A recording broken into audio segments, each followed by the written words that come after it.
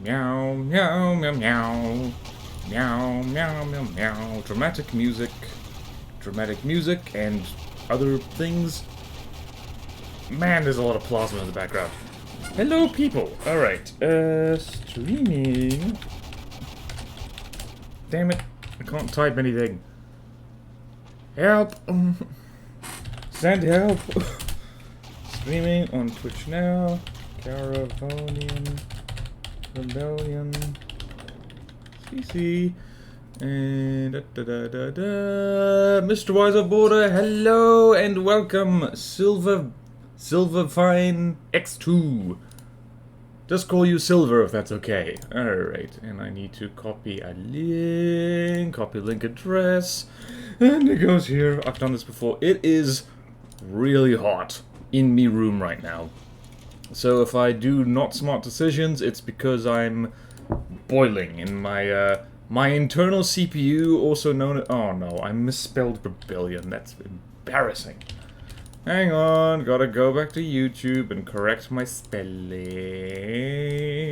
Hello, driver. Hello, hello, hello, hello. What am I doing? Channel... Community...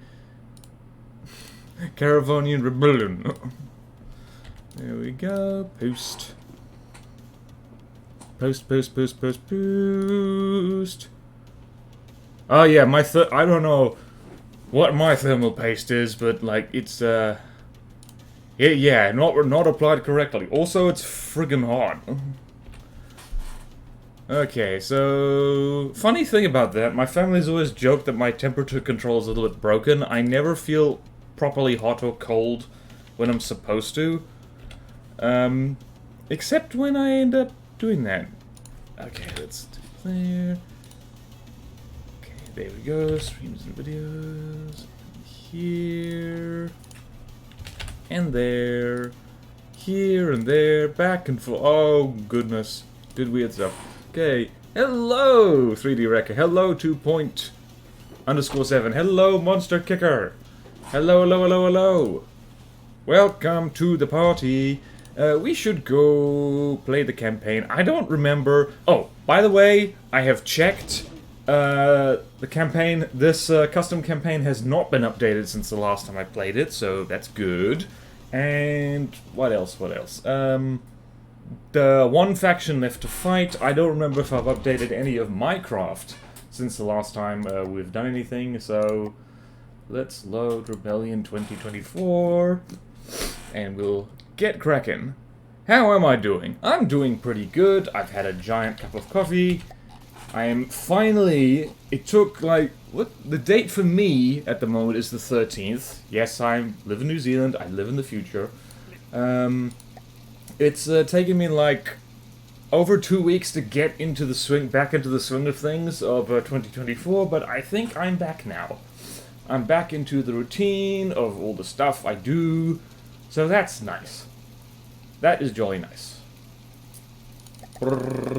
And looks like all of this stuff is up. Oh, hello.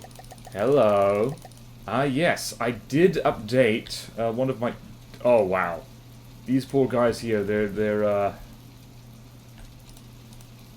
gonna get trolled. Alrighty. Hello,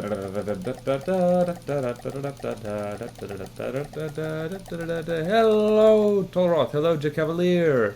Coffee is addictive. It's great. Oh, country over. 3D Wrecker, are you over in Aussie? How's the weather over there? Last week before round 2 of college with me. Hey! Enjoy that break while it lasts, Monster Kicker. What am I doing? Why am I clicking and dragging?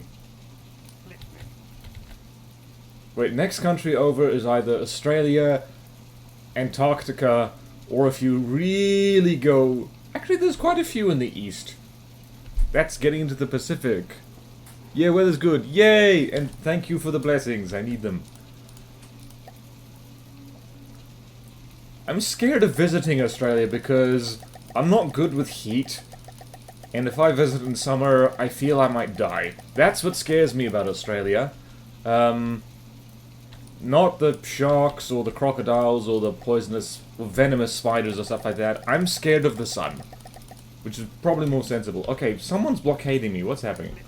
Okay, something over here. We've got a whole bunch of jet fighters picking a fight with my laser team. How's Kiwi Land? Oh, you're in Tasmania. Okay, well that makes sense. Further south, it's an island. Okay. Oh, neat! Snow. How's Kiwi Land? Kiwi Land, yeah, it's doing alright. Like, the summer's finally arrived. It was weirdly cold. But yeah, it's you know, we're ticking along over here. Got to bear in mind that not everything is awful. Sometimes life proceeds. Also, I hate how me freaking Rambot never points the right way.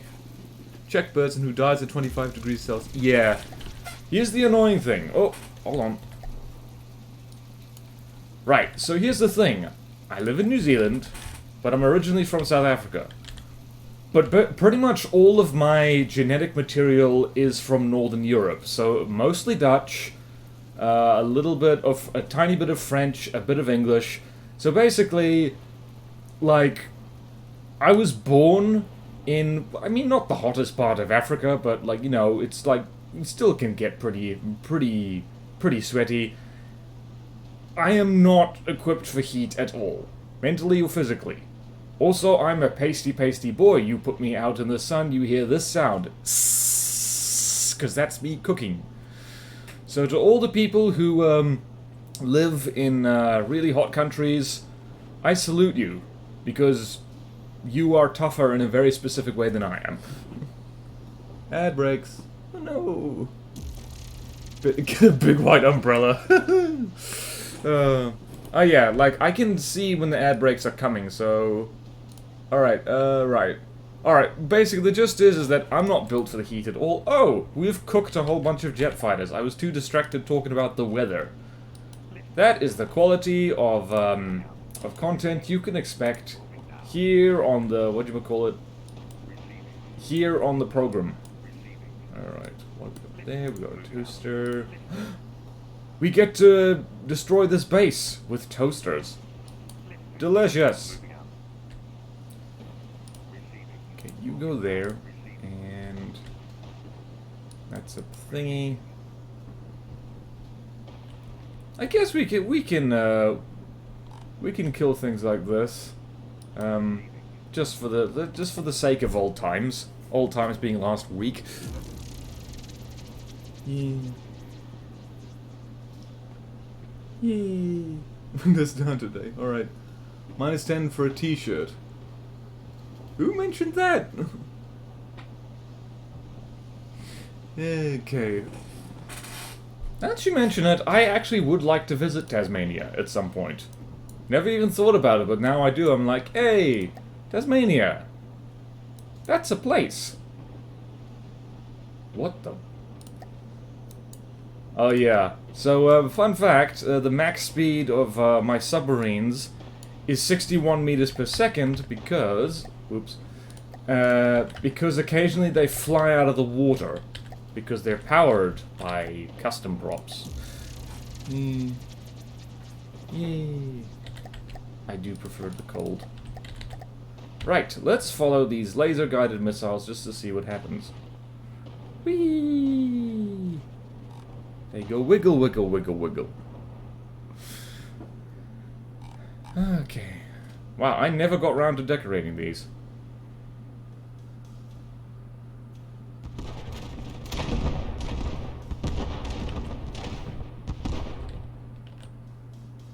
Aha, torpedoes. Lots of torpedoes.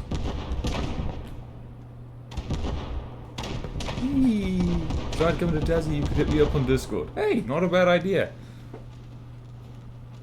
Is this the old Neater map? Nope. This is the Caravonian Rebellion custom campaign by Aperture.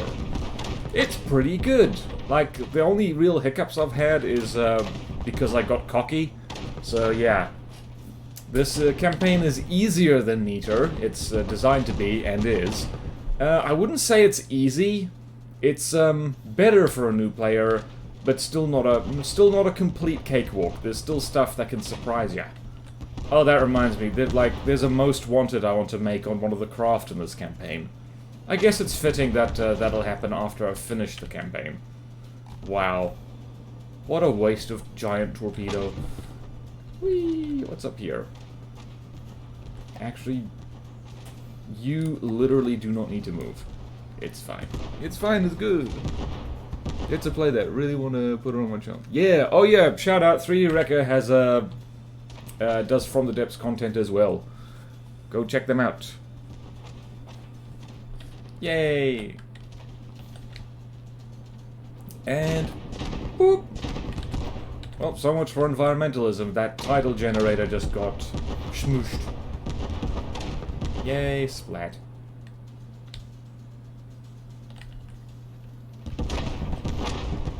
Oh yeah, so funny thing, I tried playing the Christmas campaign, because I was gonna do like a one-off video on that, but I decided against it because firstly, there is a lot of stuff we've seen before on the channel in there, and it's also just, I don't know, I just wasn't having a good time with it. Oh, damn it.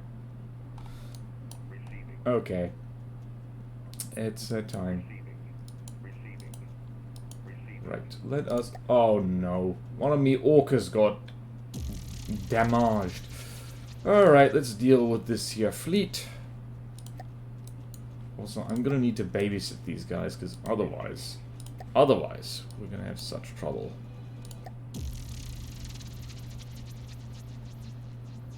There we go. I should have saved the game, actually. Not sure why I didn't. Right, so what we're gonna do... What we is gonna do... is we're going to do little circles, because I do not trust my submarines. I do not trust my submarines at all not to kill themselves on terrain, and all that kind of stuff. Whee! Let's keep doing that, please. You're welcome, 3D Wrecker. Yay! Booting up the Christmas campaign. Yeah, like... Yee. Okay, what the hell was I doing? I was doing this.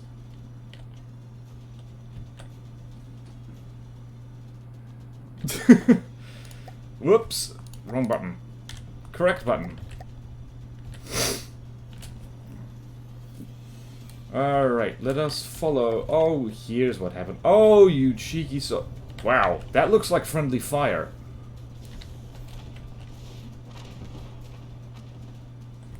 Whee! Time for a laggy submarine fight. Because that's fun. Whee! I don't trust your submarines either. Yeah, don't trust my submarines. Yeah. Hello, Marcel. I can make submarines. I'm hit and miss with me subs, I gotta say. It's like Subway. It's hit and miss with the submarines. Isn't it like, what is the sub? Is a sub sandwich named after the submarine, or is it the other way round? No, wait, no. I know why submarines are called submarines. It's because they are a submarine vehicle. Derp. Whee! Okay. Trying to get my head around bread, trying to once. Ooh. Nice. Subway is terrible. Yeah. And yes, stairs, always up to something. Fun fact, okay. I don't remember the fun fact, so I guess it's not that fun. But stairs, I think, like, are, like, really dangerous in, on a statistical level. Like, a lot of people die or get seriously injured falling down stairs. Like, you should be more scared of stairs than a lot of things. Subs are worse at serving their sub sandwich. Oh dear. A submarine, really, it's an underwater plane. That's what it is. What is happening? Okay. Oh yeah, fun fact, like, One of the most important upgrades I made to these submarines, the Orca, is actually fixing the one turn so it works properly. That was a bit embarrassing that that was not what was happening. Also, I love these big torps. They're so long and thin, and they make no sense. Oh, this bastard that keeps spawning mini submarines. I hate you. Okay, wow, you just missed. What the hell, man?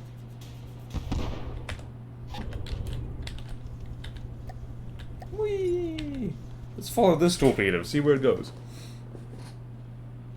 Oh no. Huh. People who didn't get BO, is that physically possible? Yeah. Submarines.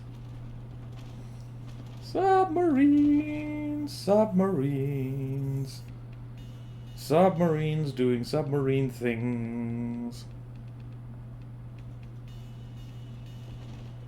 Wow, where are these torpedoes going? They're going all the way over here. Oh, that's where they're going. Whee! Oh, I was kind of hoping to swap that smaller one. Let's see if we can't find a big torp and see what happens. Also, let's check what's happening above water. Poke the periscope out. And... yeah, the Orcas have a bit of trouble hitting planes with their missiles, unfortunately. I need a laser on a periscope. Oh, here's a big torpedo. Anticipation building. Hello, Question Master. Hello, hello, hello. Welcome to the party.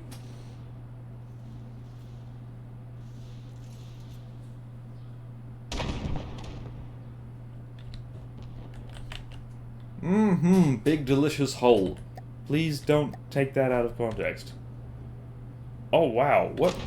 Oh no, that thing's not AI dead, it's the other thing. Yay! Stop spawning more subs.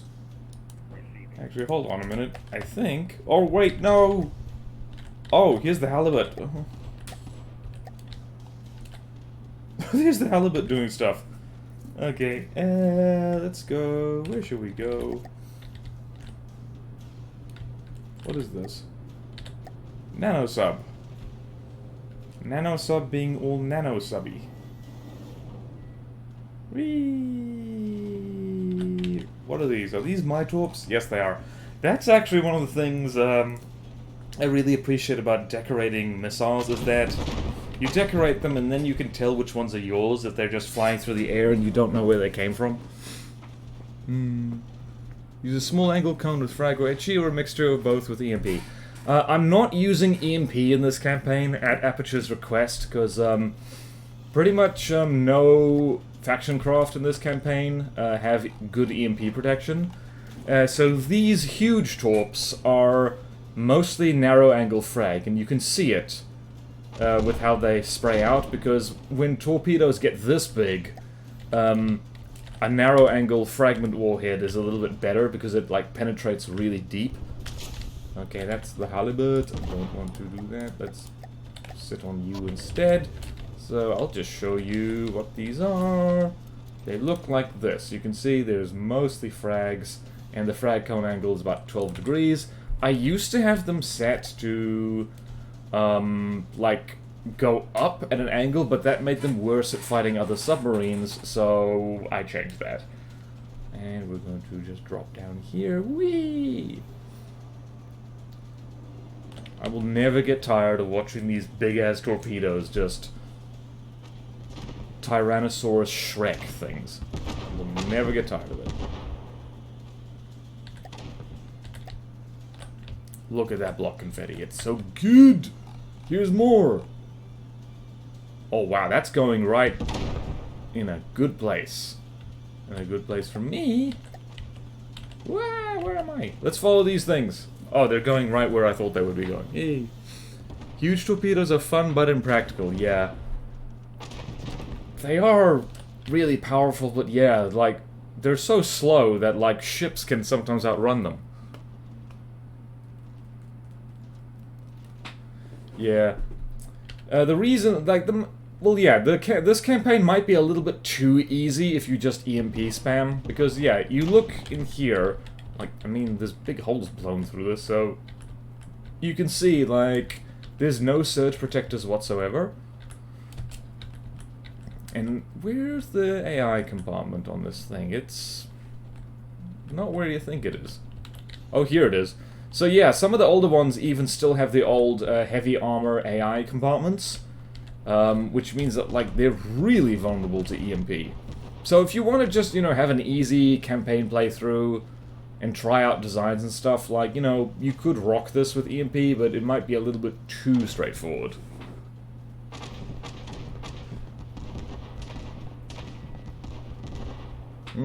Okay. Right, so anyone who doesn't know, Cavalier is one of the people who helped work on this campaign. And, well, that's good news to hear. I think there should be at least some EMP protection on this, because if we're viewing this campaign as a way of getting, like, new players into the game, you don't want them to think that EMP is overpowered or that you can just, you know, spam it and rely on that alone. You do want to kind of hegemoniate them a little bit. And one of the factions actually uses EMP. Just one of them. The Kingdom of Balhae, down in the southeast corner of the map. They use EMP just as a means of a wake-up call. And certainly surprised me, because I actually got complacent. I got used to factions not using it. So yeah, there is that.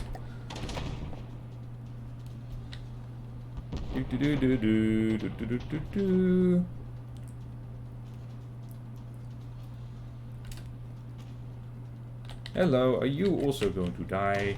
Yes, you are.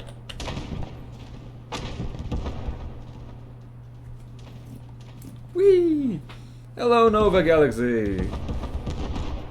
How you built your own yacht? I have not built a yacht. Maybe I should vary my building style and make yachts instead of canoes. Nuclear torpedoes. I mean, true. Forgot about in the Heimdall. Oh dear. Oh yeah. Ooh, interesting. That is... I really want to try that, like, now, just to see if you connect AI components to the hull via a surge protector. Does that work, though? Like, the surge protector then breaks and stops the EMP pulse? I'm gonna have to test that. Alright, now what we doing? You're in control. Right, now we're gonna go over here. And now we go over here. My micromanagement. Now it's just a whole bunch of smaller submarines that we got to deal with. I love and hate the halibut.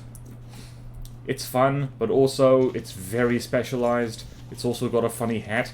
What does this remind me of? Like, there's some kind of character in the video games which is basically just an animate dinosaur head, and I can't think of it. I'm gonna sneeze.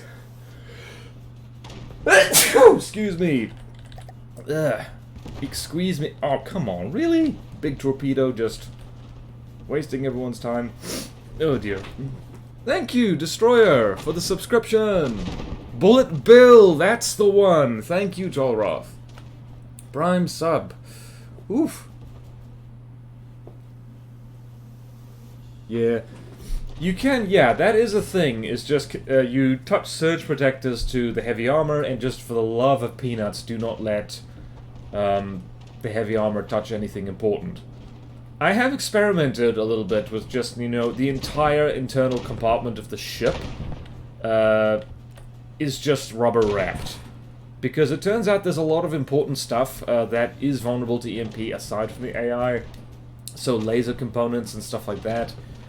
So I'm tempted just, like, aside from turret wells, which, because turrets can have their own specialist EMP protection. Yeah, I'm in the habit now, well, not in the habit, I just kind of want to see if that's viable. It also means that collisions might not instantly kill you. Bloody hell, these things explode in a manner most satisfying. Ooh, steam valves. They take EMP damage? Oh wow, I didn't know that. My goodness. It is quite fun to look at their little submarines and look at my little submarine. It's great. I might be overly fond of these custom props, by the way. Just a little bit. And rubber.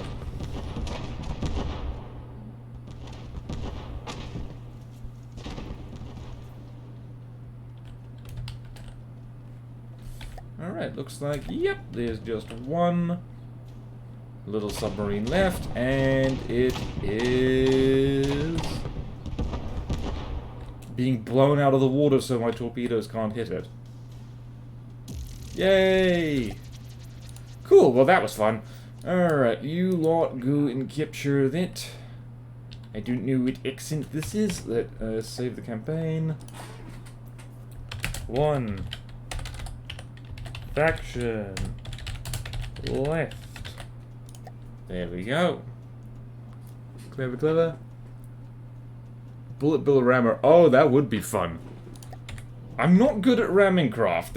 Making a good one, a reliable one, is actually pretty hard. Like, it's interesting how hard it is. Alright, you, Neil Gary, you go there. And you go there. What is that? You go there. You go there. Are you stranded on land? You are, you dummy. Water mode at your service. Moving now. Airborne moving out. Moving out. Water mode at your service. Moving now. Alright, let's see what's happening over here. Oh, there's a lot of stuff coming from me. Oh, it's fun. Okay, Monolith, you go over there. It is absolutely going to be two Stali taking the lead. But first, I'm going to toast some things. What is that? Torpedo destroyer. Oopsie daisy. Hold on. Spy plane. There we go. And toaster. And save the campaign again because I like saving things.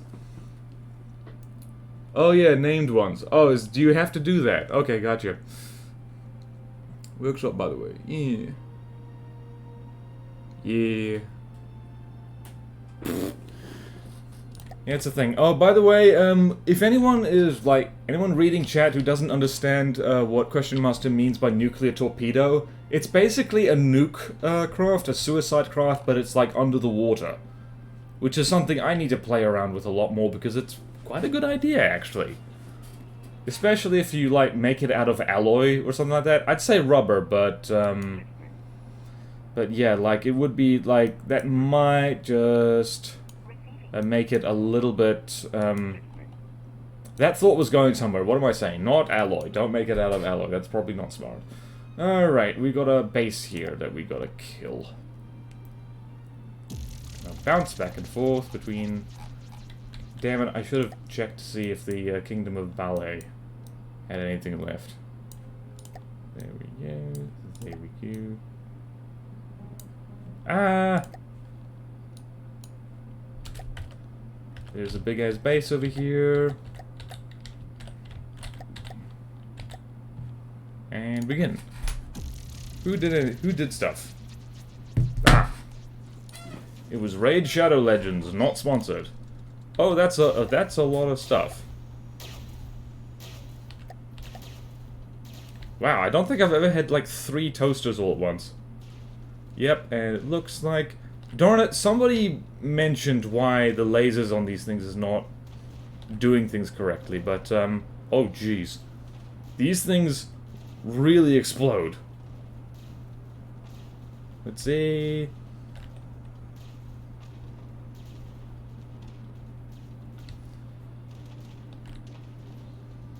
How are we doing? Doing great.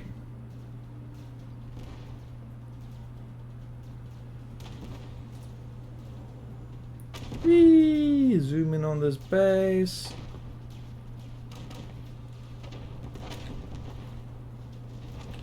Ouch! Okay. Let's aim for this thing, because this thing actually kind of hurts. Everybody, aim for this. Have some plasma. On the house. Yay! These yellow ones for last? Well, it wasn't intentional. I just, you know, that's how it worked out. It's mostly because all my forces were further away from them. Wasn't on purpose. I just play the game as I play him. Confederacy of Narvith.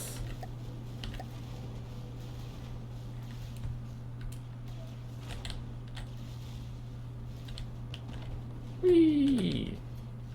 What a beautiful day in Caravonian. Beautiful, beautiful. Okay. Yeah.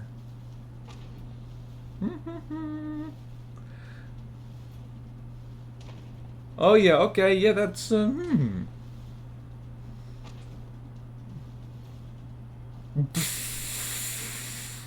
Whoa! Oh boy. Okay, wow, the B-movie script, that's so mean. That movie's weird, I have not seen it, but all I know about it is like a woman basically gets seduced by a bee, and that's messed up. Partially also because the bee is male, and worker bees are female. So, scientific inaccuracy and also weird. Yee. The water is nice and blue and bright because you will grow a third leg in it. Is that the lore, Cavalier? Is that like, is this whole place irradiated? Or is it chemicals? Oh boy. An attempt to update the birds and the bees analogy.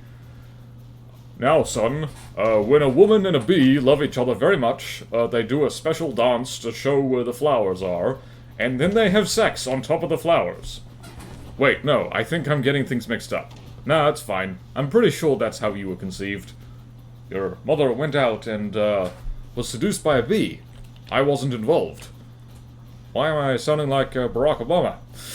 Okay. Okay, yay, lore! Yay! Inspired by Australia, eh? Oh man, that is, one of the less good parts of Australian history. The nuclear tests in the desert. Ooh. Real talk.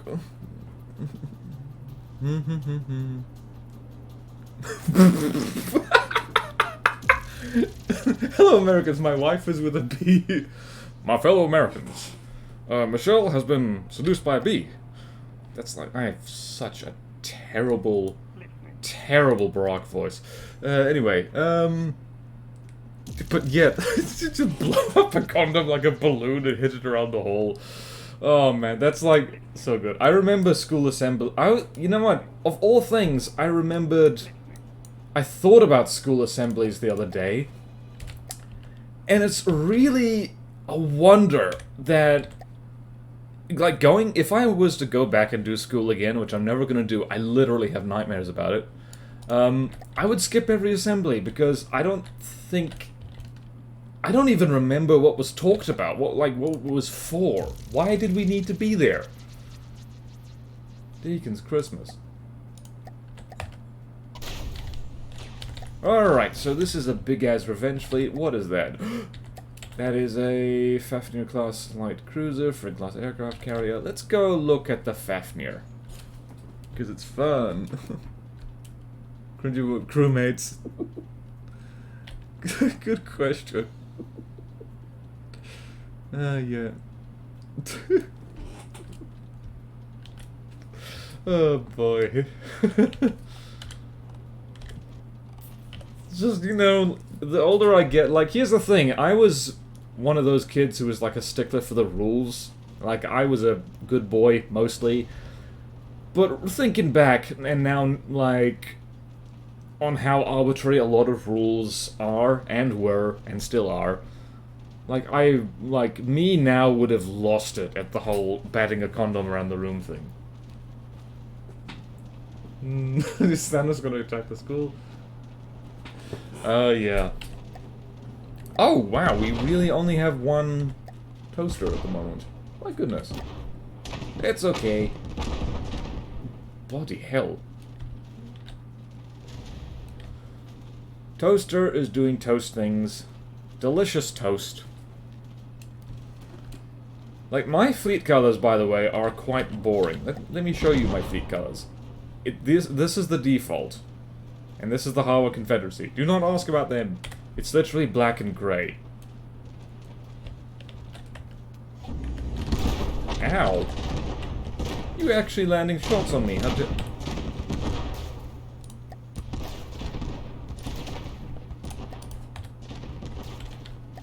Ah, interesting. It saves the debugging. Let's see here. We got torpedoes on the way, and also... Wow. You know, I always forget how strong plasma guns are until you see them in action again.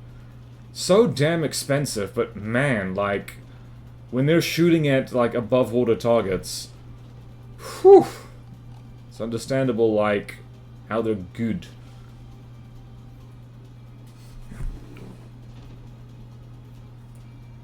Yeah, profile picture, that would fit.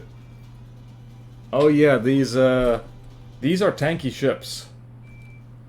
It is funny, it like occurred to me the other day, like, if you use cram cannons, and these ships we're looking at right now, they don't use them. Oh dear, what are you thinking about? If you use ships that use cram cannons, they almost have to be, like, pretty tanky by default, because, they miss a lot, and... yeah, you can't really have a cram glass cannon. Or at least, not in my experience. Like, just doesn't work very well. I mean, I guess I did do that with, like, the 2023 Krampus, but, like, I would be the first to say that that airship's not very good. Ah, boy. Ooh!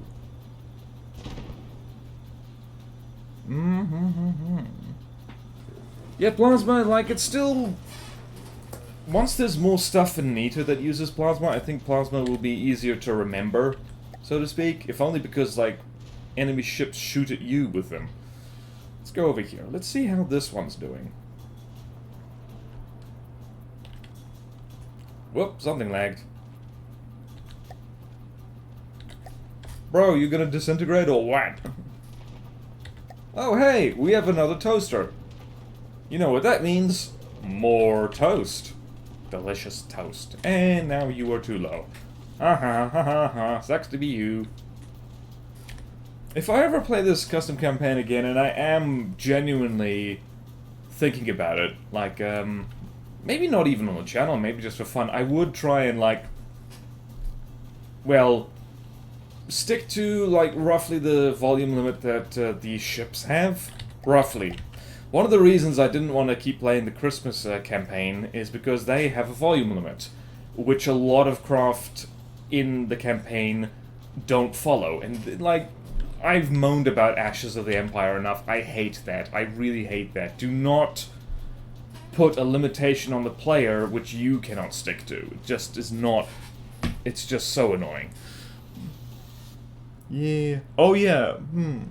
Space-only campaign? Ooh.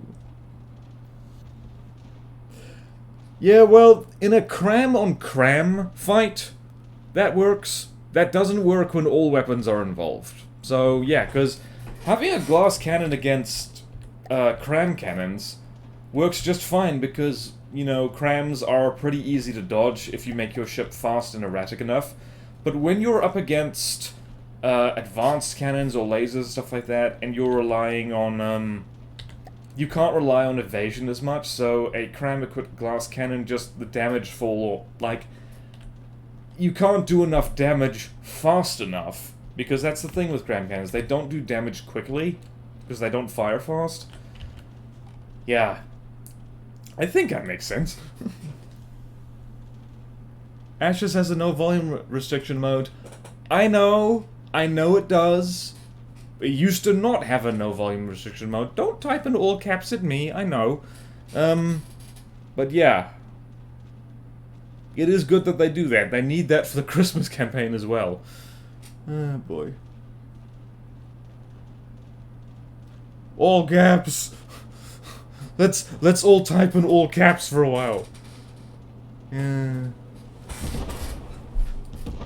I mean, yeah, like, for some people, like, and again, this is the From the Depths experience for you, is just, like, something that I find irritating or troublesome. Other people have no problem with whatsoever. Caps Lock is cruise control for cool. Oh no, what have I done? Now everyone's yelling. Am I going to speak in all caps now? How's your ears? Oh dear. Oh man, it's too hot. Where's my water bottle? I have one. Yay! Thank you, Monster Kicker, for... Oh boy. Oh, fun. Alright, I found me water bottle. It has water in it. Alrighty. Right, who else can we look at? Let's keep looking at this fella, because... What is this? This Fafnir. I do like... I need to start making more ships like this. Like, maybe not so pointy, because it looks cool. It's like, you know, a bit of a bulge, so to speak. It would fit me pancake turrets very well. Refit a funny grenade boat and forget about glowy keyboard lights. Oh boy. Oh yeah. Okay, no. I won't yell into the microphone. Wasn't going to.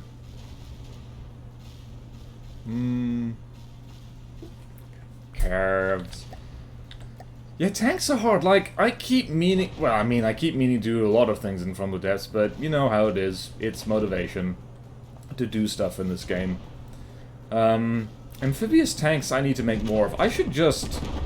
I keep saying to myself... Well, I basically do make all my craft amphibious these days, because I put rubber underneath, on their undersides, and use custom props to propel them. Which means that effectively they can get themselves off land if they get stranded. Which I find very useful. Pew pew! Look at this thing going pew pew. Whoa! I also appreciate that these things explode. Like, once you get the hang of using ejectors, that doesn't happen anymore, but, like, it's fun to see. Grenade boat. Bulgy ships, World War I dreadnoughts. Don't rupture your eardrums. Insert Sabaton Dreadnought here. Does Sabaton have a song about Dreadnought specifically? You're not talking about their Bismarck song, are ya? Ejectors actually useful. Oh yes, and ejectors with emergency defusers on the shell. It is a game changer. It makes your ships that use advanced cannons just so much more survivable. I also was skeptical about them, and then I started using them, and, like, there's no turning back. There really isn't. Like, you basically only don't use them when you're using belt-fed autoloaders or you are really strapped for space. Okay, wow, this aircraft... This has mortars! Mortars! That aren't gonna do it any good because the toasters are immune to Whoa, okay then, that just evaporated completely. Oh, look at this, it's so cute. It's so cute.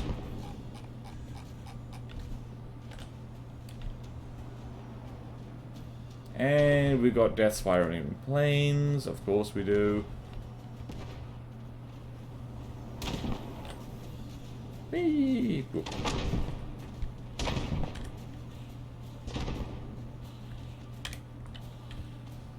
This is something I wish wasn't a thing. The death spiral of planes. Because I'm pretty sure this doesn't happen in real life, and I think that's due to gravity.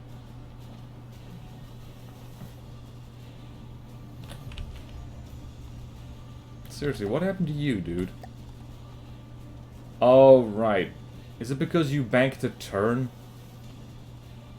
Oh dear. Someone is stuck. Oh boy.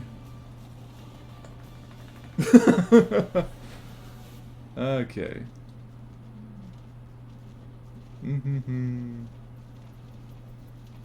Frogans of the Granatica class, 800. Okay. Got it. Oh yeah, the Caravonians are the Soviet Union equivalent that only use missiles. Oh yeah, I don't think... Yeah, gravity is just a suggestion in From the Depths. It's not a rule. There are no rules, only guidelines. Wait, Twitch removed your words? Why did Twitch tends to shred? What? Okay. I'm gonna assume everything's okay. Excuse me, just need to delete Steam. Not delete Steam, close the... Twitch is being twitchy? Oh no. Don't be twitchy, Twitch. That's terrible.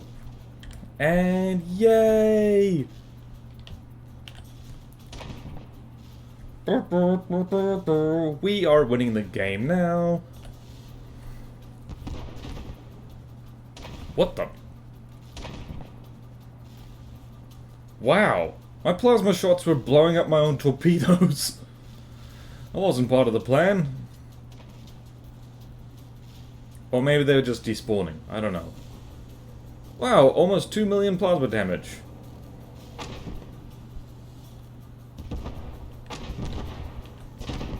Oh no! Whoops. No, I don't wanna...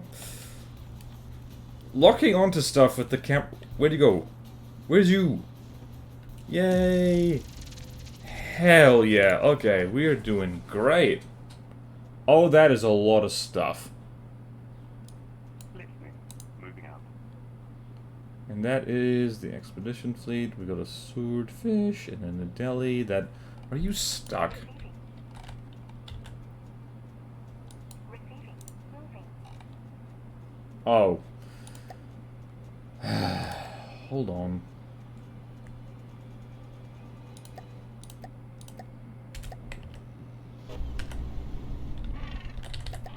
Right. Remember the Adeli? She's actually pretty damn fast. Whee! And save vehicle. Pump version. Save over. No, don't look at me. Whee! Do. Plasma Seawiz. Oh yeah, Plasma Seawiz is a thing. It's okay. You pretty much should only use it when you're strapped for space, because APS is just generally better at it in every way. Okay, so you lot get thy ass. What are you doing, guys? There we go. Now we're moving. Moving right along. Dun-dun-dun-dun-dun-dun-dun. And we get to see Gary do stuff. No. Ah. Right, Gary, you go there. And Adeli's your flank. Also, the Adeli's, they're always bigger than I remember them being, because I just think of them as light tanks. But they're almost as big as Gary. So, yeah.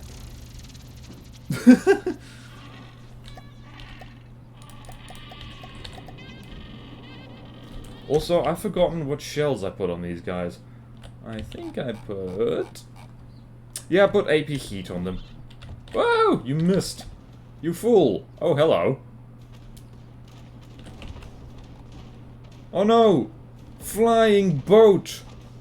Dead. Alright, maybe that was overkill. Whee! I do want to make something like this, though. Just something that just has a absolute crap ton of torpedo tubes on it. I want to make a lot of things. Am I actually going to do it? Probably not. Okay. Capture that tile, please. I thank you very please. Now what's happening? There's another Neo Gary. We gotta have a Neo Gary. Let's see here. Moving now. By the time you get over, you might as well just go sit here. Moving now. Go sit. Sit. Alright. And you come over here. Guess we're never gonna use the Mauler class. Save the game. Kill that ship. Yep. Probably, yeah, wow, like, again, huge missiles, they're a lot of fun, but, Listening. alright, let's just go here, and let's speed up time.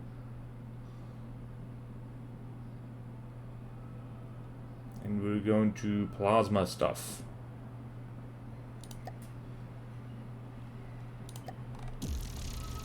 Yay! Do. What the hell was that? I keep looking at the UI and being confused because things are lining up in a weird way.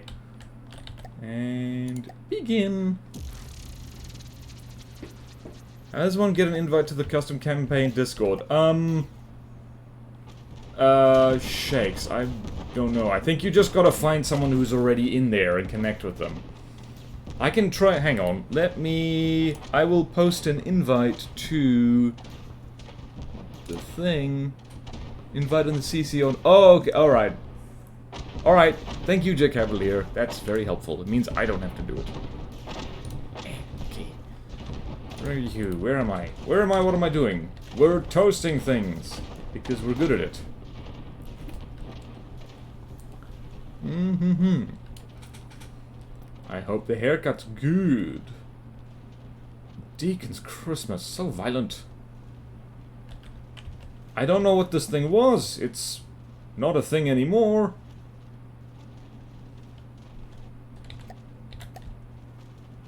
Oh, this is adorable. It's also going to die.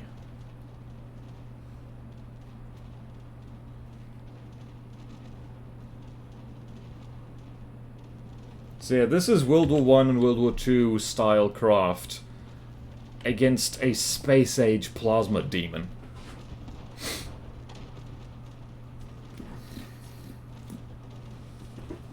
Mm-hmm. Do.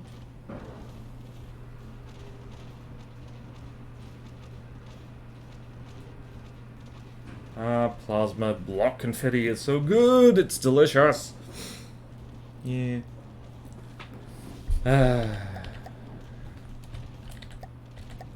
Would huge missiles even fit on a destroyer? Or would the destroyer be destroyed by them? That is the question.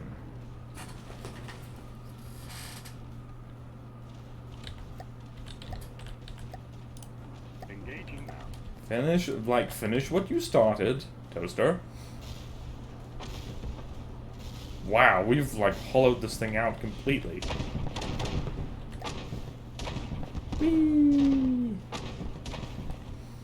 One of the reasons plasma is actually so good is just because how easy it is to get, a really fast projectile. It's quite convenient. Coughing baby versus hydrogen bomb vibes, jeez.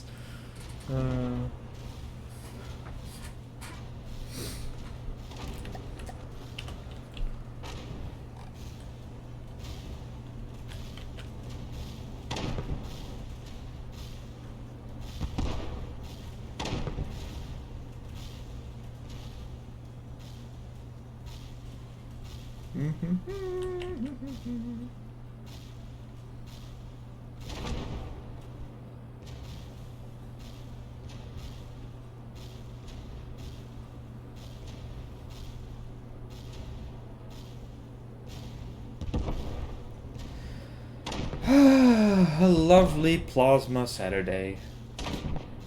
Oh my goodness. No! It is warm. It is warm and I'm watching Great from the Depths start happening. That is very black smoke. What the hell? Jeez. These guys are burning coal. Contributing to climate change. So naughty. They're also trying to kill us, which I guess is a little bit more of an immediate problem. They're not doing a very good job, though. No one kills the toaster, apart from Poseidon-class cruisers. By the way, that's the thing I want to make a most wanted on. The first most wanted for a non-meter vehicle, the Poseidon class, because yeah, that thing was a shock and a surprise when I encountered it in this campaign. Yeah, I could have guessed. Our Kiwis ahead of Aussies by 2 or 4 hours. I'm not sure. Like, the time zone New Zealand is in is Greenwich Mean Time plus 13, which means we're 13 hours ahead of the UK. So, I don't know. I think it would be... I could Google that right now, but, like, you know, I'm live streaming. Someone look that up, please. What time's, like... How far ahead am I? How much in the future am I when compared to the people across the pond? I must know. It's not that far ahead. What time is it? It is 8:54 a.m. That's probably the simplest way to figure this out. That occurred to me. That totally occurred to me. 2 hours ahead. Damn. You up it at, Oh, yeah, everyone say what time zone you're in, because I'm curious. The vast majority of my viewers on the YouTube channel are from the United States. Analytics tells me this, but, like, yeah, there's people from all over. Aperture, for instance, I believe they live in South Korea. +1. Up at 5:30. Hell yeah. Germany.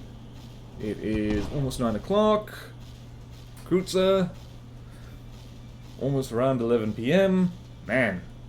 We've got a real mixture of night owls and early birds here. Same as driver, but in Denmark. Oh yeah, it's like... Where... I'm trying to remember where the hell Denmark is in relation to Germany. It's like just north of it, right? Am I crazy? Yeah. Hang on, I'm gonna look at a map. South Africa, 9:55 p.m. It's like a hat. Okay, yeah, that makes sense. It's like how Canada is America's hat. Let's go... Yeah, let's go to maps. Where is it? I know how to work my phone. I'm a 21st century man. I know technology. Let's go here, Denmark. My phone is not fast. Uh-oh. What are you thinking about? Are you thinking about Germany? Because I am. Oh, there it is. Yeah, alright. It's like a big-ass peninsula. It kind of looks like a screaming dinosaur. Because it's like, you know, there's what looks to be, I'm not sure what the term is for it, there's like a bit of water that's the eye, and towards the east side is a big mouth going like, oh! I'm stuck in Germany! Not that big, yeah. It is funny you look at countries like Denmark, and then you gotta remember that, like... Yeah, Denmark, like... In the past, I mean, it throws its weight around still, but, like, in the past, it was, like, one of the main rivals to Sweden, which was, like, the bully boy of Scandinavia for the longest time. I'm a history nerd, like, I know these random things. Alright, you go over there, and we're going to save the game. Save campaign. You can tell I've gotten cocky, because I've stopped trying to take resource zones, because frankly, I don't need them. I have overwhelming forces. And we do need to... That's a field refinery. That's not named, so I don't care. We could... Let's just toast a field refinery, just for fun. Just so there's none of the kingdom left on the map.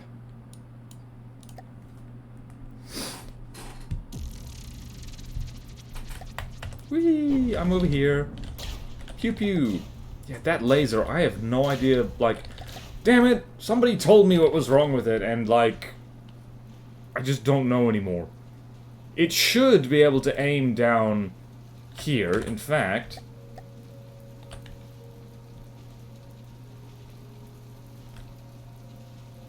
Reloading? What?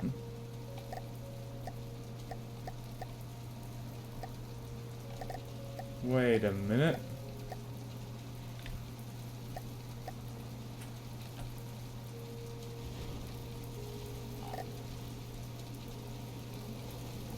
Hang on.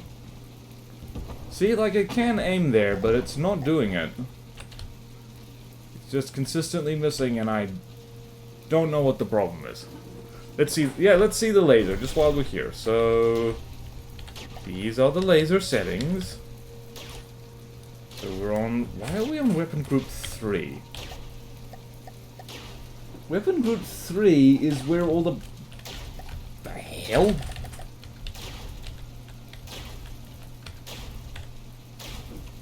No, get out of here.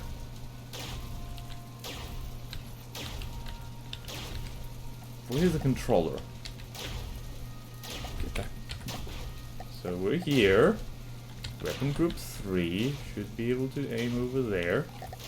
But it is not doing that.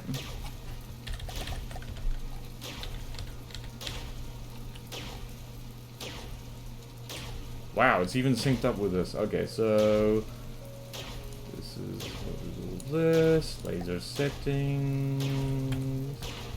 Is it on the turret settings?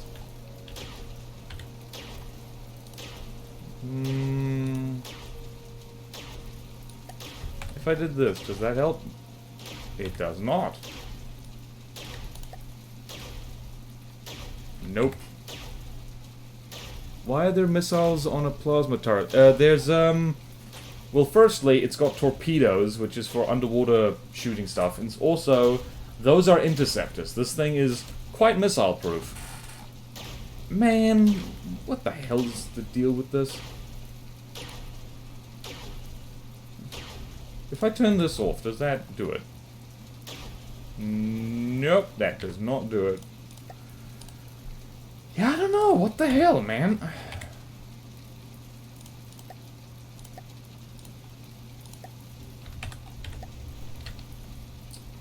Quite irritating.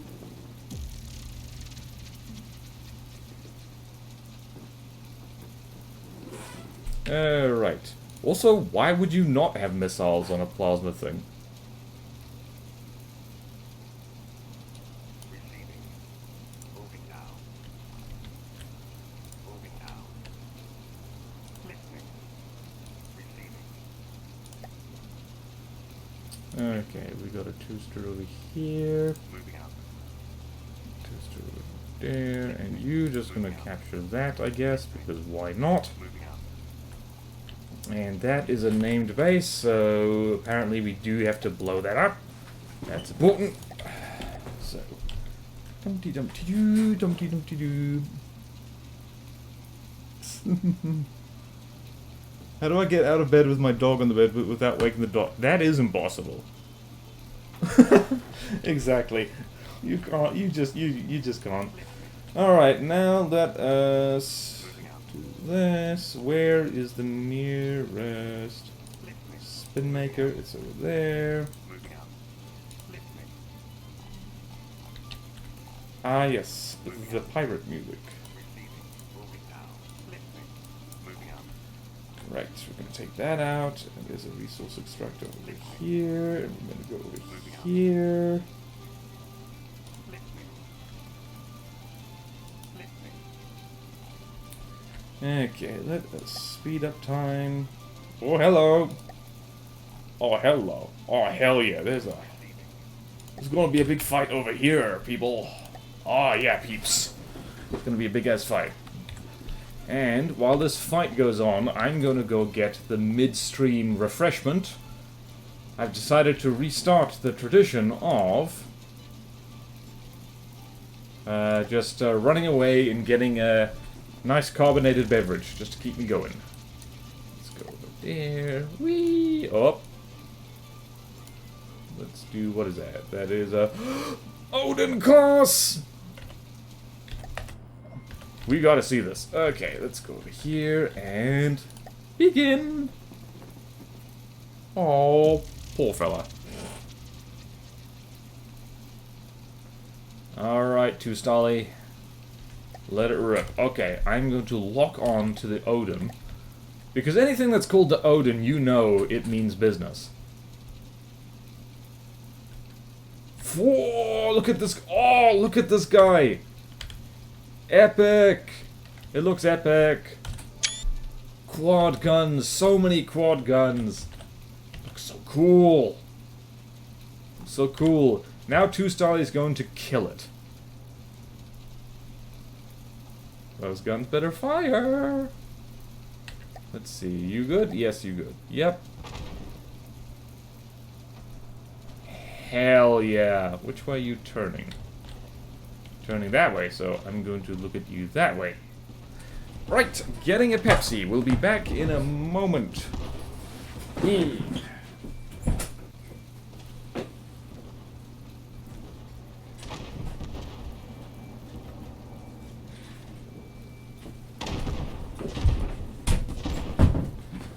I'm back!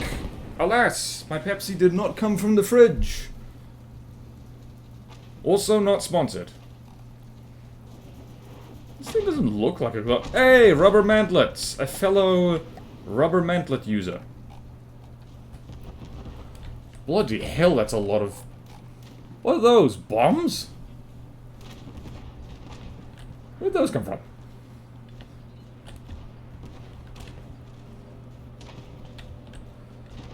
Two Stolly doing what she does.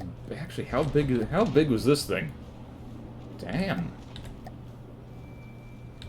Damn, this is so far looks like one of the things that's closest in size to the tungsten slung.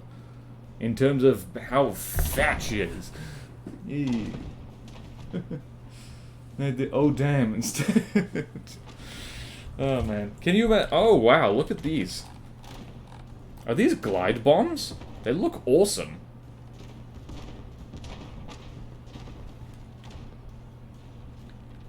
Whee! That turret is getting shredded.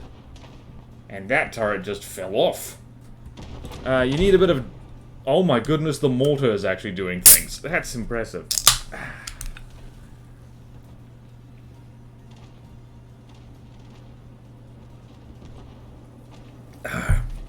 It tastes like bubbles and caffeine.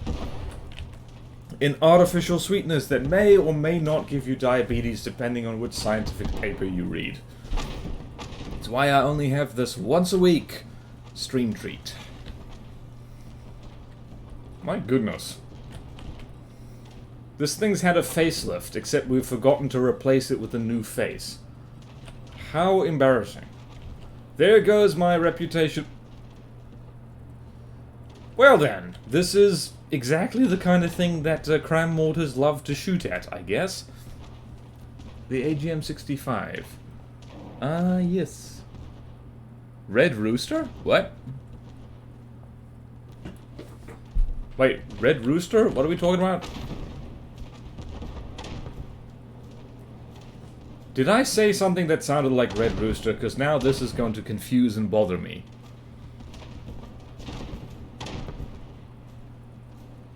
Got an ad for Red Rooster. Oh, whoops! Damn it! Should have been keeping an eye on the ad things. Wait a minute. Huh, alright. Well, it was about the hour mark. Like, now I'm curious. Like, what is the context of this ad? Like, what was it showing? Was it showing... Well, now I'm uncertain about existence. 3D Wrecker, I can't believe you've made me do this. KFC alternative. Also, it'd be interesting to see what different ads people see, because we're all over the world. This is quite a cosmopolitan stream chat. So, if I look up Red Rooster Restaurant Company. Okay, so yeah, it's a fried chicken place. Interesting. Red Rooster, Wikipedia. Oh wow, this thing's doing a barrel roll. Oh, it's an Australian fast food chain founded in 1972. Isn't it weird? It's funny, I've had that experience before, so oh wow, there's lots of things thinking right now. Anyway, just like, there's a fast food chain or something like that, or a brand, that I've never heard of, ever. And then you look them up, and they've been around forever. Like, they're like older than you are, and like it's a well-established brand, and they're well-known, and it's just like, wow, I just completely missed. I completely missed your existence, guys. Sorry. Well, now you know. got an ad for schnapps. Huh. Well, now we know. Now I'm curious, because here's the thing. I don't eat fast food. Yeah, I just generally don't. I'm simultaneously a fussy and really not fussy eater, so I am simultaneously a nightmare and very easy to cater for, because I will probably eat what you put in front of me. Let's go here.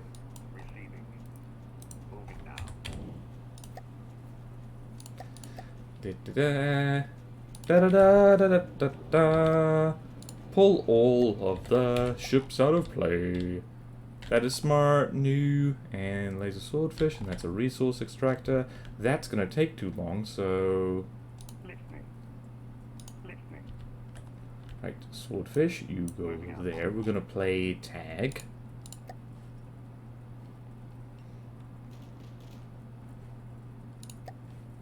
And we're going to send... Oi! Oi! Oi! Oi! Oi! Oi! Gonna go with a dare and do that. And what are we doing here? We're going to... Oh my goodness. Wow, that's a lot of stuff just to take this out. What do we feel like doing? That is resource harvester, hydro turbine, defender post. Let's have the soulfish do its thing. Wow, my feet are rough as hell. Haven't even been walking on gravel. It's a chili sauce. Oh. Yeah, I also do. Interesting. Non-fuzzy eater. Yay! Promise you won't keep me in the basement. Thank you. That's all. That's all I like. Oh boy.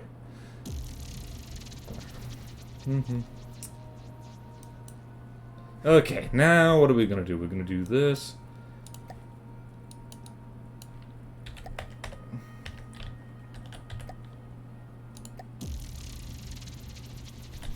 And there goes Jimmy. Whoa! Jimmy did a barrel roll.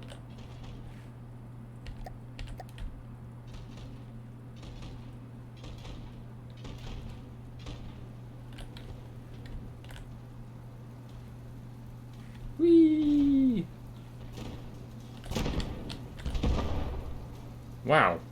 Very accurate. Jimmy! What are you doing, Jimmy? Jimmy is blowing things up. I freaking love Jimmy, man. Jimmy's crazy. Jimmy's just driving around, dropping bombs on things. Whee! It is also nice to have an anti-sub thing. This, by the way, is a vision of the future of the kind of craft I want to make more of. Not necessarily the single turret thing, but just really damn maneuverable and fast. Top speed is like 56 meters per second, because I'm tired of making things that don't turn well and are slow. I'm sick of it. Hey, Revilio! Hello, hello!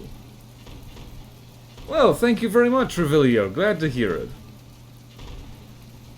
Aussie houses don't typically have basements. Like, I guess that makes sense. I mean, what do you use a basement for anyway? Like, the house I grew up in doesn't have a basement either. Not really. It has just kind of this, you know, just space in the foundations where we just keep all the stuff that we're not using. Storage, man caves, etc. What is the feminine equivalent of the man cave? Because the gal should have one. Is that... What is it? Is it the parlor? Is it where the fly hangs out? Right, okay, what do we got here? We got all this. We are going to flatten this little thing with streamer streamer room. Who said kitchen? That's rude.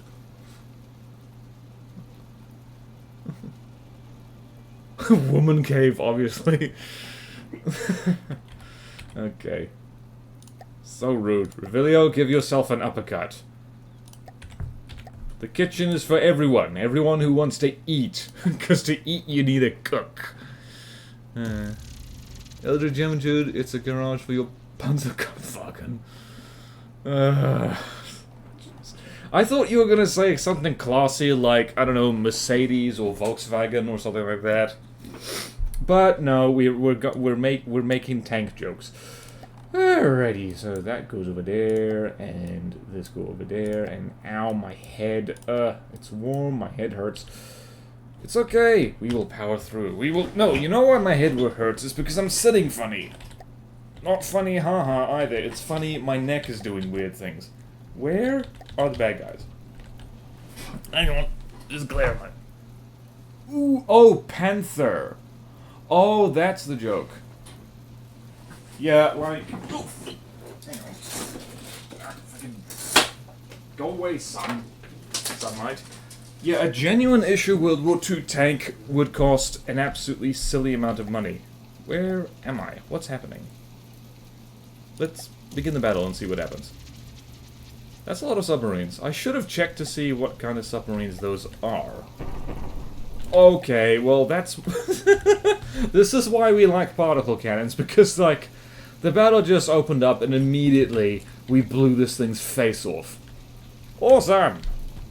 That's what we like to see. And Jimmy is chosen violence, because Jimmy always chooses violence.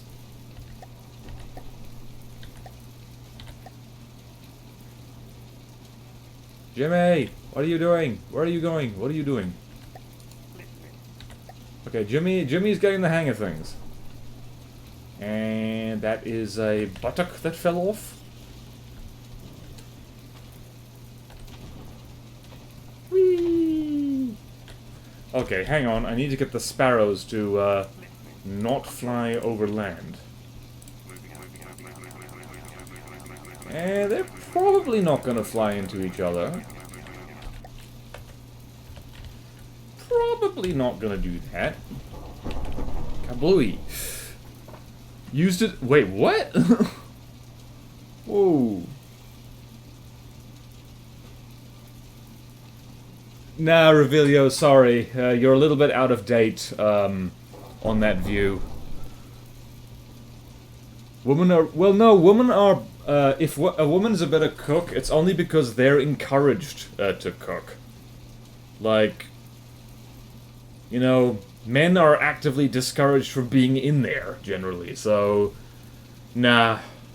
It is like, you know, it's tradition that that's it, but like... You know, guys, get in the kitchen.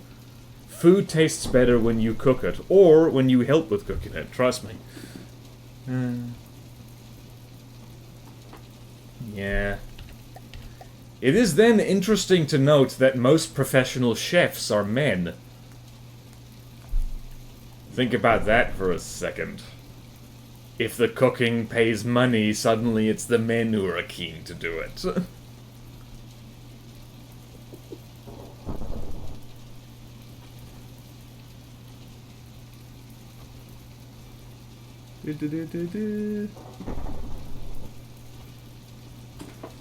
Yeah, yeah, Gordon Ramsay. If you think about celebrity chefs, you've got people like Gordon Ramsay, Jamie Oliver.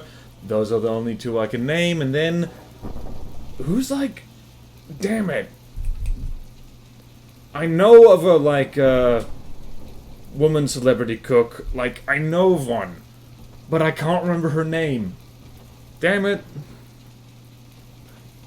Okay, not Guy Fieri, true. But, like, you know, there's a lot of famous... chefs. The difference is the name, chef.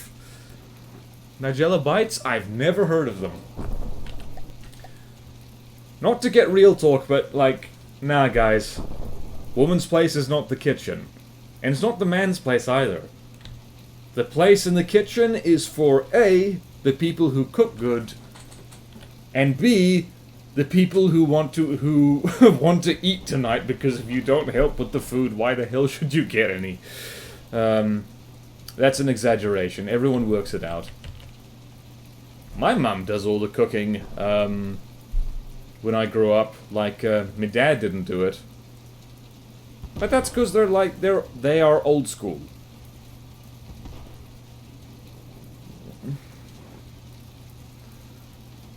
What is the woman's place in? That's the thing. Is like, regardless of like gender or stuff like that, the place for you is the place where you do best, where you do the most good. So, if the woman is the better cook, and more importantly, if she doesn't mind or, you know, actually enjoys cooking, then by all means, the kitchen is her domain. But if it's the other way around, if the guy's the better cook, like, there's really no shame in that. And also, if the girl doesn't want to be 100% the chef all the time, like, you know, don't give her a hard time about it. If you hate cooking, it sucks. I mean, yeah. How did we get onto that? It was Revilio. They mentioned the kitchen. Not gonna hold it against you, Revilio. I was half expecting that anyway, but... Not specifically from you, but... Yeah. Ow, my head. Need to eat more Pepsi. And the flip side of that is, like, speaking as a man... It's not likely going to be happening, but I don't want to be, like... There's a thing like, where's the man's place? Doing something that pays well, maybe, but is also dangerous to your health? That's the flip side of it. So it's like, alright, I would actually rather not be, like, you know, be socially pressured to go down a coal mine. Or onto like, a minefield or something like that. Coal mine? Minefield? Yeah, this is real talk, guys. Like, it's like, yeah. Let's not go there. I mean, well, no one had to mention it. I guarantee you that people thought it. But yeah, more and more it's like not the case anymore. Especially because a lot of younger people, they're not getting married at all, and a lot of them are staying single. Like, whether by choice or by design, which means that, like, if you are a single bloke living alone, you better learn how to cook, otherwise you're going to, be very unhealthy, or you're going to be spending a lot of money on, like, takeaways and stuff like that, and that's no good. Oh, damn it, the sparrows collided with each other. Okay, hold on, I need to babysit my bombers. Wow, I've really made delicious spaghetti here. Okay, you go over there. You go over there as much as you can, and you go over there as much as you can. You probably can't steer very well. There we go. There we go. Eat Pepsi. Love to have cold, to be honest. The solid pound block of cheese will do for that. Well, here's the thing.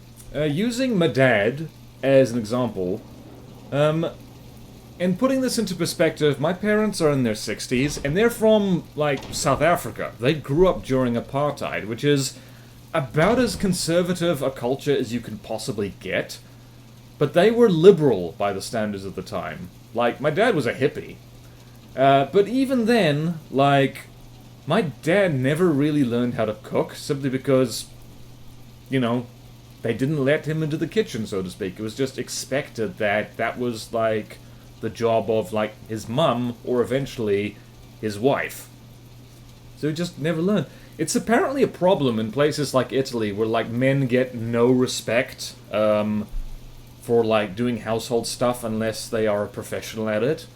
To the point where, like, you know, widowers are, like, dying sad and alone, and, like, often of malnutrition, or, like, in serious, what's the word I'm looking for? Not economic turmoil. Basically, that losing money far simply because they don't know how to feed themselves. And it's very sad. So, like, I briefly step on the soapboxes. For the love of peanuts, people, teach your boys how to cook. It might just save their life, and it will certainly save them a lot of money. And here's the thing. Here is, like, personal experience right here. The ladies, and ladies, if there's any ladies watching this, please chime in with your thoughts, like either if you're in chat or if you're watching later on the internet. The girls actually like a man who can cook, or at least a lot of girls do. The first girlfriend I ever had asked me out after I made her baked beans on toast. It wasn't even that good baked beans, it was just the gesture was enough. It's like, girl, I will make you food. Yeah.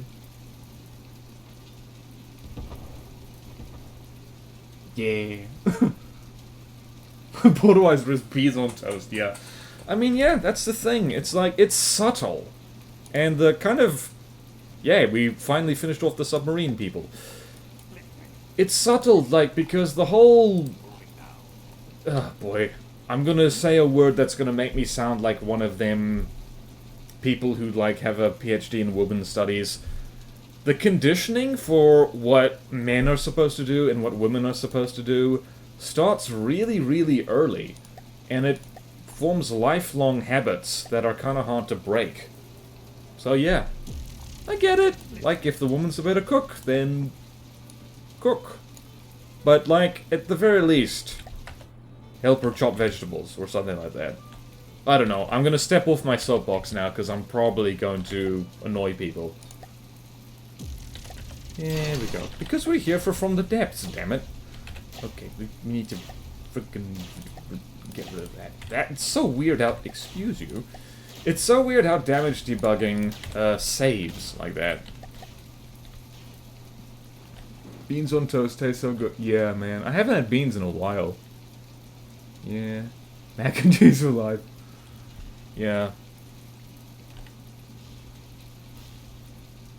With ruminants in it. Oh. So here's one of the problem, like, if I can stand on a different, slightly different soapbox. I am kind of the world's worst vegan in that I try and avoid eating animal products where possible. But the thing is, I do want to try different kinds of flesh. Delicious flesh. So kangaroo meat is definitely on the food bucket list. That's my bucket list, by the way. It's various kinds of food. So it's things like kangaroo, haggis. I could probably make the haggis happen. And one thing that's almost certainly not going to ever happen is like trying kiviak, which is the Inuit thing, fermented seabird, which I probably wouldn't be able to stomach, to be perfectly honest with you. But you know what? I do want to try it. At least smell it. I'm hungry now. You're welcome. Wait, Rue's like $10 a kilo over here. I mean, yeah. $10 a kilo. Oh man, that's the one thing. Like, and I'm going to stand on a slightly different soapbox again. Is that like living in New Zealand, especially living up here in Auckland where I live? Yes, I'm a Jaffa. Feel free to laugh at me. Everything is so expensive because, like, everything that is manufactured has to come from somewhere else, pretty much. It's annoying. It's one of the reasons why the cost of living here is so high. Like, even before the last 5 years of shenanigans. So, yeah. I envy... $10 for a kilo of meat. Oh, I'm so envious. Okay, 14 a kilo, right. I want to pay for posters I could ship them to you. It's okay. It's okay. That's the kind of thing that, like, when you should try when you visit. Oh, boy. Also, don't hold your breath. I don't know when I'm going to be traveling next. If ever. Okay, what am I doing now? You go over there. Alright, this is it. There's 2 bases left. Just 2. Man, we might have actually some time left over. Actually, no we won't. Who am I kidding? Who am I kidding? Come on. Oh, that's a Bjorn. That is... Ooh, that is a lot of stuff. Alright. Time to fast forward. Look at this! Look at all the map we've covered. So good. Damn. just gonna keep capturing stuff, because why not? Receiving. Moving now. Do. Okay, and speeding up time. It is so nice to get to a point where, Moving out. like, you can just keep an eye on the whole front, because the whole front's just this now. It's so nice. FTD will ever fix the bug? I don't think so. Rules 40. Are you holding your breath? No, don't hold your breath. Don't hold your breath, 3D Wrecker. You'll pass out. It's gonna be years. Okay.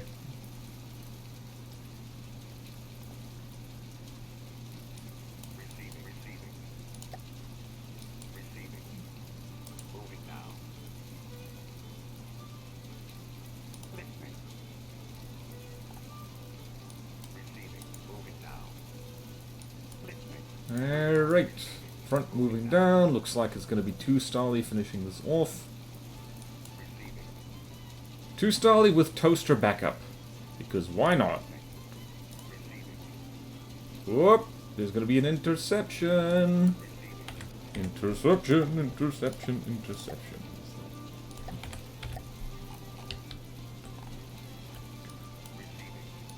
Do.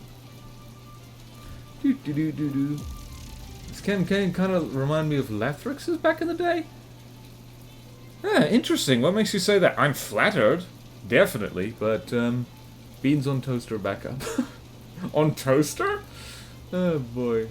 Oh, that's because of the toaster. Damn it! Now I'm craving beans on toast. And here's another first world problem for you. Because here I am in the first world, mostly. Like, pancakes. You go to a cafe, order pancakes. It's so expensive here in beautiful Aotearoa, New Zealand. So expensive. So expensive. Why are pancakes so expensive? I'll tell you why. It's cause all the machinery involved in making pancakes has to be imported from frickin' China, mate. And New Zealand is the last stop on a very long supply chain, so it's like, meh. Whoops. Wait a minute. Oh, here's the action. I was sitting on the wrong thing. What are we dealing with here? We got a lot of... What do we got? Lots of stuff. We're doing toasty stuff. Toasty stuff.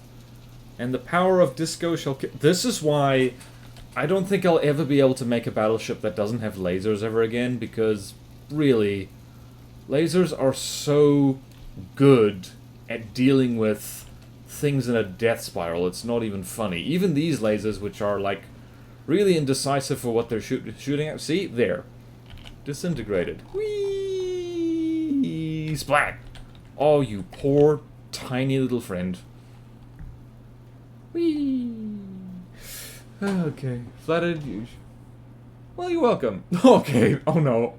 You need machines to make pancakes, but, like, if you stop and look at, like, literally everything you need to make pancakes, so it's like plastic or metal bowls, or a whisk, or like anything made of like plastic or metal, here in New Zealand that almost always is imported from somewhere else, and imported from quite a distance as well, so that's a problem.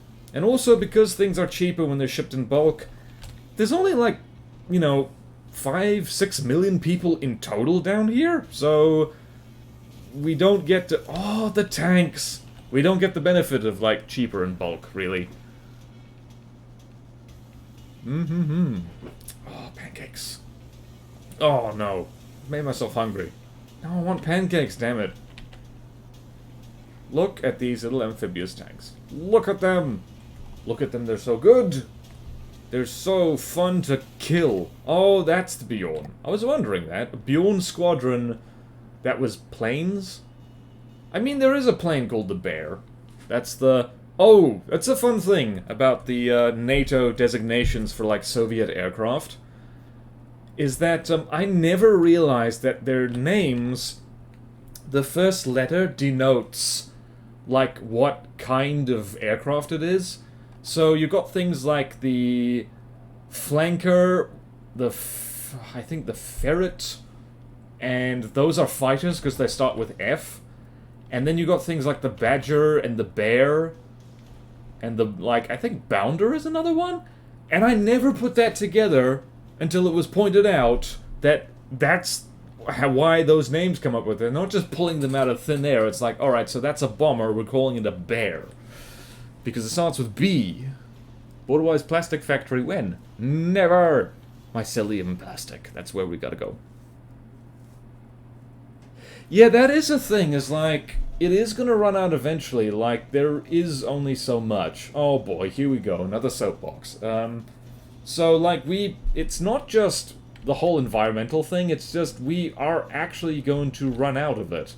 And then, like, you know, then we're gonna be in deep, deep trouble, because we've been treating plastic as, like, this cheap, expendable stuff for so long now, that it's like... yeah, it's gonna be crunch time. It's gonna be a problem. Whee! I love it when torpedoes just tear ass, like, through a target, and then they just land on another one. They just find another one to do. Oh, looks like, yep, we win. There's another Bjorn, and we're going to kill it. Whee! Actually, a smart name is... yeah, and it was done... the whole naming convention is because, like, it's easier to memorize those names than it is to memorize, like, the actual Soviet designation of the aircraft, which oftentimes NATO didn't even really know anyway. And because they start with a specific sound, so it's like, you can imagine over a crackly radio, it's something like... I don't know... Fighter 1, like, bear to at 6 o'clock. Bear at 6 o'clock. Like, you know, you can at very least hear the bear sound. So, like, you know, like, I don't know, if you're on a fighter jet or something, don't panic, it's a bomber, not a fighter aircraft. It's like, incoming flanker. You hear the F. So yeah, it's very clever, actually. I like it when people are clever, and they use... you know, and the cleverness is to, you know, address a problem. It's problem solving. It's also very fortunate that, you know, kind of thing was never really used in live. At least I don't think so. I guess when, like... ooh, wait, are those helicopters? I guess in, like, in all the proxy wars of the Cold War, they would have used those designations, like, like when dealing with the export versions of various stuff. Hello! These things have missile decos, but they don't have the new props. Oh, look at these things. They're so good. So CNC. Whoopsie daisy, they disintegrated.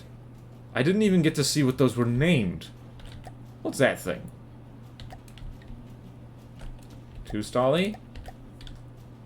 Other way, please. Other way. Full reverse.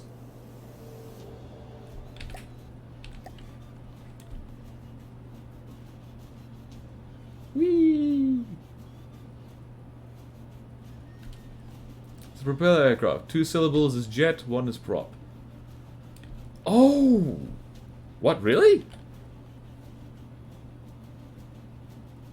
As soon as it's out, though, you'll get examples like the codename for MiG-15. Thanks, native. Wait, what's the name for, what's the thing for the MiG-15? Is it something stupid? It's probably something stupid, isn't it? Receiving, moving now. Okay. 2 bases left. Do do do do do do do do do do do do. I am full of caffeine, and I'm going to crash like a bus later. Going to crash like bus. Listening, moving out. Receiving. Moving. Oh, what? Very stupid.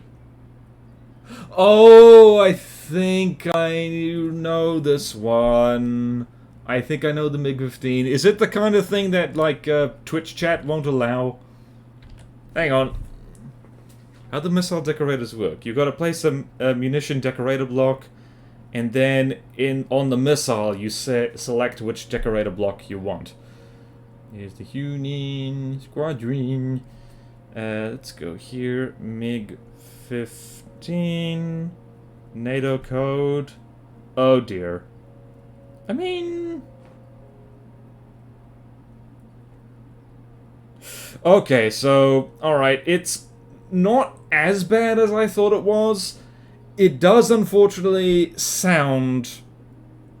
What? Well, no, it is bad. Like, it's got one less G than the usual spelling, but, like, apart from that, yeah, oh dear.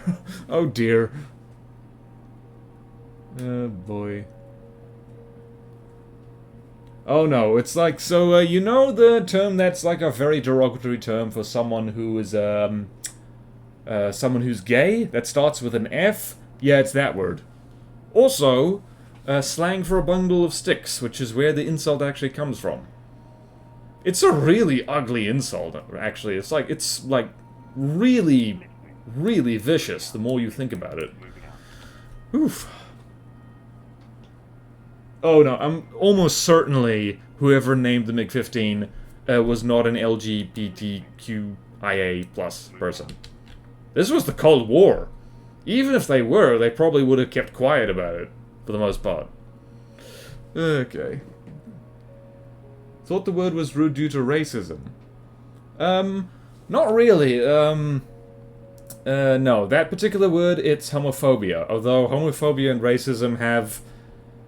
As a social phenomenon, they have a lot in common. Here I am again, up on my soapbox. Terribly sorry. It's like... The soapbox is, like, so low, I keep stepping up onto it. But yeah, like, yeah, it's... Not racism, but it's a related issue. Kind of. They overlap a lot. Oh, right. Okay, right. I get you, Tolroth. Right. Sorry. That was patronizing, wasn't it? Oh dear. Okay. If you want racism in terms of naming things, you know the Dam Busters, World War II, the British bomber squadrons that used the infamous or famous bouncing bomb to destroy German dams. One of the problems with making a film adaptation of that part of history is that one of the pilots had a dog that was named Digger, but with an N instead of a D, if you catch my drift. Which is controversial television, so yeah, if you like, that's a reminder that, like, you know, the past is a foreign country, and they have different standards. Ooh. Oh yeah, oh boy, don't even get me started on H.P. Lovecraft, my goodness. That guy, here's the thing about H.P. Lovecraft that's so fascinating. The guy had issues, serious issues. I'm not entirely sure what they were, but, like, he had them.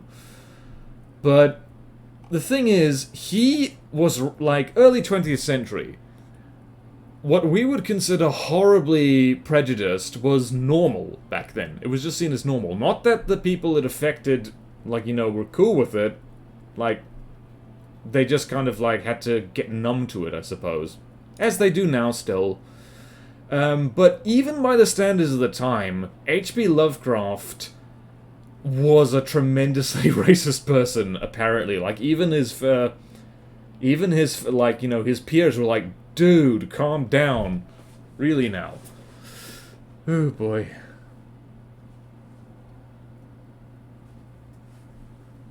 I mean, yeah. It's interesting with South Park. Like, here's a question for the people watching. And I'm not trying to get up on me soapbox. How well has South Park aged, by the way? Because I do recall that the creators of South Park actually apologized to Al Gore for making so much fun of him when it turned out that, oh yeah, by the way, climate change is very, very real and it's actually not really funny. Because they basically portrayed him as a crazy person that was ranting about something that wasn't real. And then later they realized, like, oh no. Like, okay, yeah, like... He's still, like... Al Gore was still a politician, and he also, even though he, like, really got people's attention with, like, his whole inconvenient truth thing, he got enough stuff wrong that it, like, it started the argument that unfortunately still happens, so... Moving now. Listening. Life is hard, I guess. But yeah. How well has South Park aged? I don't watch it either. Receiving.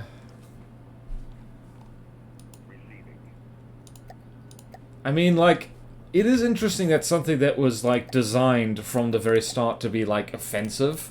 Because it is. Like, they were deliberately provoking people. There are still bits that doesn't age well. Like, there's a very fine line with that kind of thing. And South Park, I think, was pushing that line. Even in its day, it was pushing it. And then some things got less offensive, but then other things got more offensive. I don't know. It's less talking about offense and more talking about harm, I guess. But anyway, I'm getting off my soapbox now. Let's watch this base get destroyed. To Stolly! Do your thing, girl. We love to watch her work. It's so good. Whee! Oh. Well, here comes the mortar. And looks like... Yep, it's gonna be 2 Stolly. It's taking the show. Let's see here.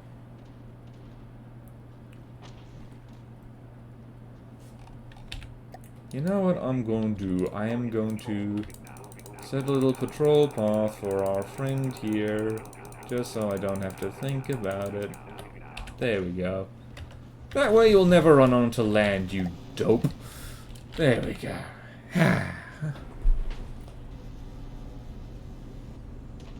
Yeah.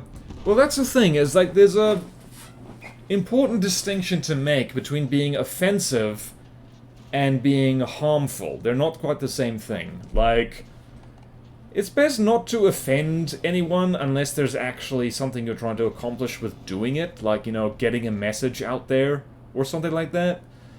But there's a difference between, say... damn it, I'm gonna have to use real examples, aren't I? Like... damn it, I can't think of good examples. Someone help me out here. What's a good example? Like, offense versus harm. Offending someone, you can offend someone by insulting them. Like, you know, you get cut off in traffic and you call someone a really rude word. That's offensive, I guess? But what's harmful is if you say... Right. Okay, so it's like, say you have a new person at work and that person is of a minority group, for instance. What's harmful is, even if you don't use any harsh language at all, you insinuate that they're not welcome. Like that kind of thing. Or like, you know, you'd rather they were not there. Or you just say things to them like, you know, it would like you only got your job out of pity, that kind of thing. That's harmful because you will be undermining their self-confidence. You will be... basically contributing to them to saying, like, to their friends and family, don't come here, don't work here, they don't like us, we're not welcome there. And it's just the butterfly effect can go from there. This is not, I guess, not the best example, but that's kind of the difference. Offense is something that in the moment it sucks, but you can, like, shrug it off. But, like, harmful language is stuff that, like, that stings. Like, that has real effects that change people's behavior. It can cause them to do the wrong thing long-term, stuff like that. Am I making sense? I hope I'm making sense. Ooh. Interesting. Okay.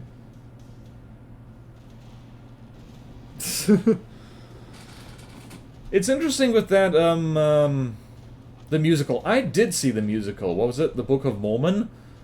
I'm in two minds about it. It was, like, kind of funny, but also,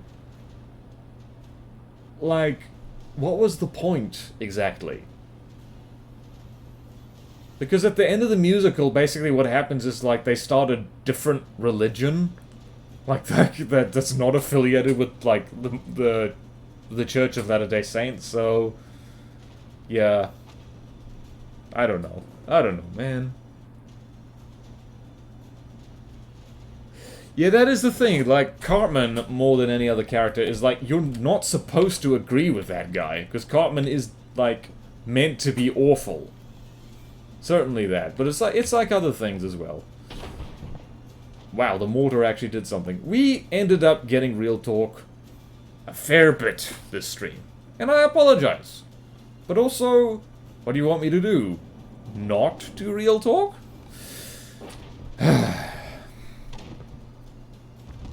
Man. Here's one of the reasons why... I don't know. AI dead?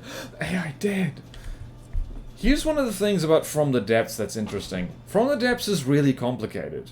But it's complicated in a way that, like, it gets easier the more you push at it. In contrast to the real world, which is just non-stop complicated, and the more you learn about it, the more you realize that, you know, you could get proven wrong the next day just because someone tried something new, I guess. I don't know if that made any sense. Boy. Do fake talks instead. Talk about the taverns in Baldur's Gate 3. Oh boy.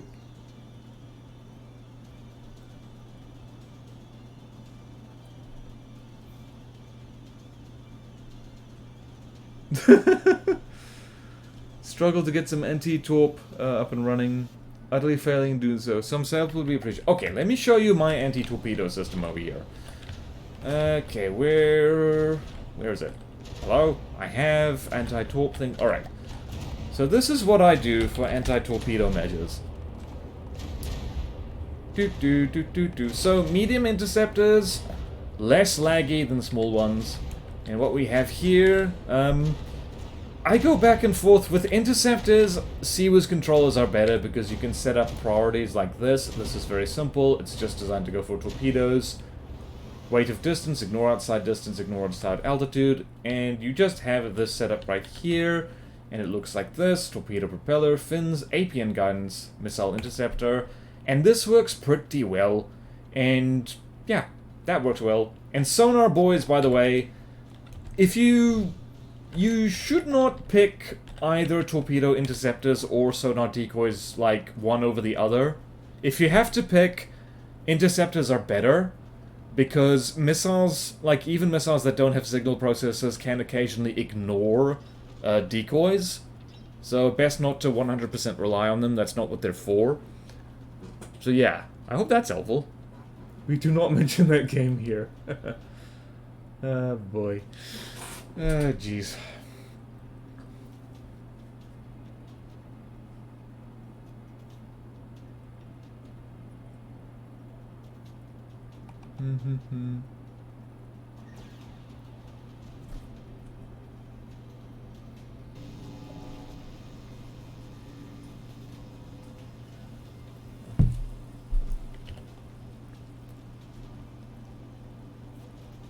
Oh boy.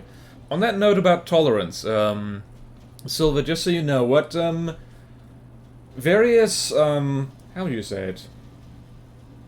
Groups which are not treated fairly by society, like groups on the receiving end of injustice, the reason that they get mad when people say, oh, I tolerate insert group here, is like, what annoys them is that when people say that they tolerate them, but then they support movements which are actively undermining their rights. That's why they get annoyed. It's not about, like, personal interaction. They're fine with personal interaction just being tolerated, because as you say, that is the best most people can manage on a day-to-day basis. It's when you say, I tolerate you, and then you turn around and vote for the politicians that are actually making their lives terrible. That's the point where people get mad. Just wanted to clear that up. Off the soapbox I go again. Link in the mainframe. Yeah, detection is still active. Well, for anti-torp duties to detect torpedoes, you just need passive sonar. You only need active sonar if you're actually wanting to use things that aim and shoot underwater. That's when you need it. Okay.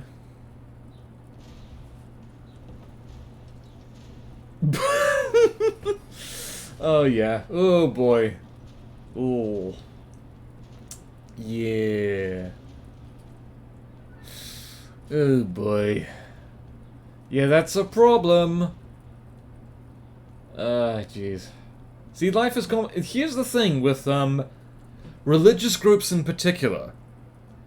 Like, religious minorities are always an interesting study for, like, injustice, because it's dependent wholly on how much power they have, whether they can be the oppressed or the oppressor, because, in the Western world, Muslims are still a minority, and they've got real legitimate trouble that people are causing them, unnecessarily. But in other places, they are very much not the minority, and they are the ones. Not putting all Muslims in a monolithic group, by the way. But it's like, context is important for that kind of thing, I guess. Let's murder this fleet. Yeah. I'm not a fan, like... That's disproportionate. Don't send death threats to people. Unless they're actually threatening your life. Like, you know, your actual physical life for the people you care about. What is the point? What are you trying to prove? Receiving. You're in control. Moving now. Sorry, this got heavy. Let's look at the... That's a lot of tanks by the looks of it. That is a lot of tanks. Sir, I needed the 250 torp interceptors because I was building to counter the stronghold. Hey. Yeah, 250 is probably a little bit much. Actually, with the strongholds torpedoes, the best thing for those huge torpedoes, it's best to just outrun them because they're quite slow. Like, even a reasonably slow craft, if you damage them, they slow down more. And I find that's the best thing that works with countering the stronghold's big torps. Do these tanks fire at all? Do they have turrets that are stuck? Doesn't look like... No, they should be fine. They should be fine. Or not. Uh-oh. Uh-oh. I think they might have stuck turrets. Or just very strict altitude... Not altitude, range limits on the local weapon controllers. Yeah. Ooh, Friedricha. Yay! See? It's nice. It's like, you know what that reminds me of? It's a tradition among, I'm not sure if it's elsewhere, but certainly in the United States. Jewish families go out, for Chinese food at Christmas, because, neither Jews nor people who follow traditional Chinese religion, I'm not even sure if it has a name, really, or just, you know, people who follow the Chinese calendar, at the very least, neither of them celebrate Christmas, so they just get to hang out and, you know, eat nice food together, and that's nice. For all our differences, there are plenty of similarities, and I, for one, wouldn't mind skipping Christmas, because it's a stressful time of year. Yeah, water is the water of life. Yeah. Yeah, I think a lot of the local weapon controllers have been fixed. I think Aperture's been pretty busy. Isn't just a reference to Christmas Story? I don't think so. Hang on, I am not in the mood to spread misinformation. Let's look that up. Jews and Chinese. Whoops. Jews and Chinese food. Oh, really? Interesting. Okay, I'm learning things. Alright, there's actually a number of reasons by the looks of it.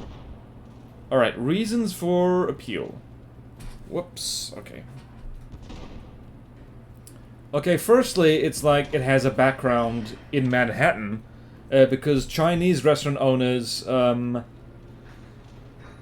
like this is back in the oldie days where, like, you know, businesses owned by non-Jews wouldn't even let Jews into the door. So they, like, but the Chinese restaurants would.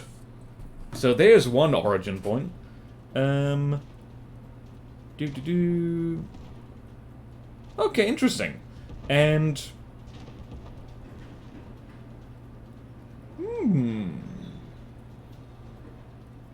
Interesting. Kosher food cannot mix meat with dairy, and because Chinese food generally doesn't use milk, that's another reason why, like, the Jewish community in America were like, you know, why they went there. Interesting. There's a lot of fun coincidences here. Oh,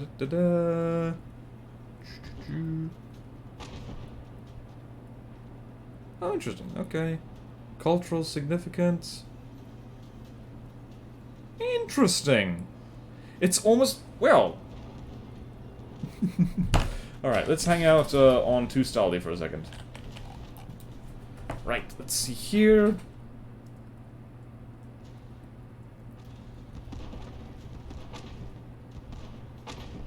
Alright, well, Chinese food is considered a staple in Jewish culture in America, so...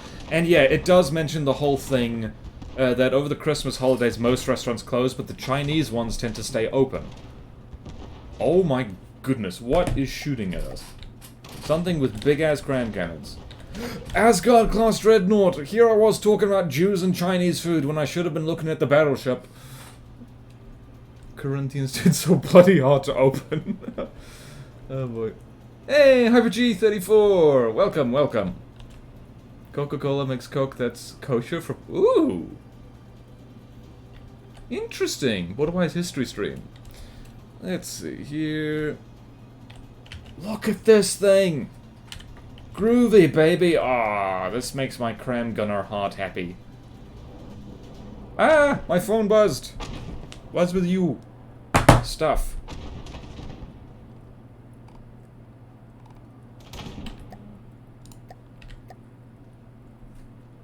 More stuff. Yay!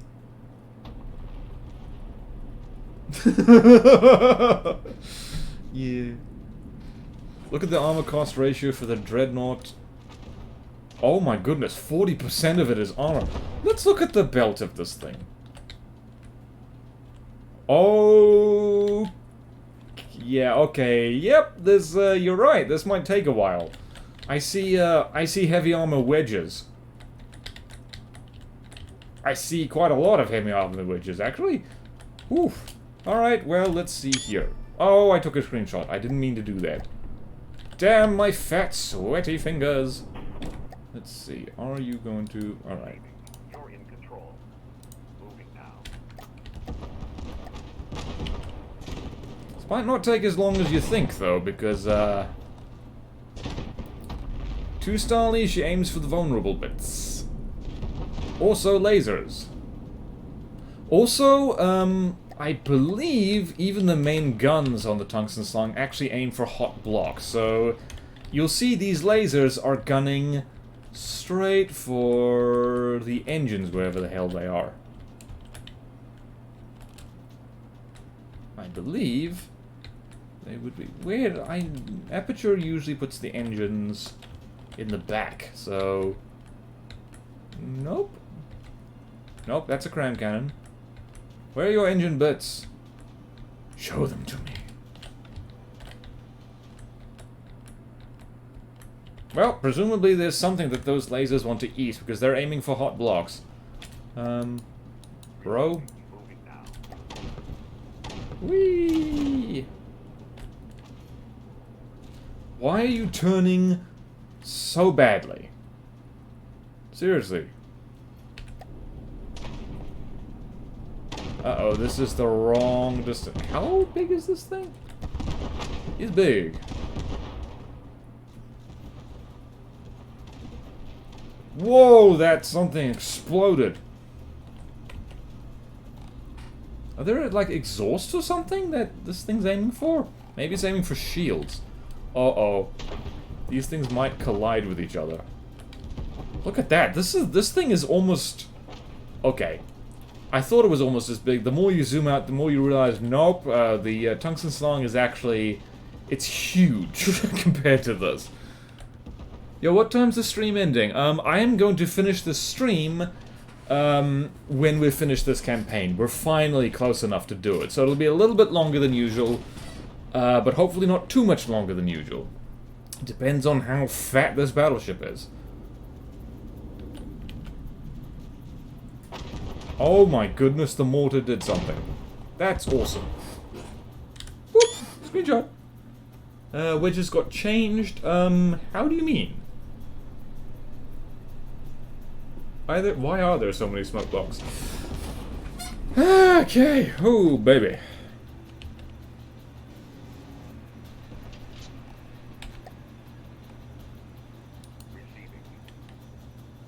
Okay, let's go back the other way, drive back and forth. No, we've been flanked! And by we've been flanked, I mean we're presenting our butts to the enemy. You know, as you do. What the hell? Why did a bunch of guns just fire off into the sea? What is happening?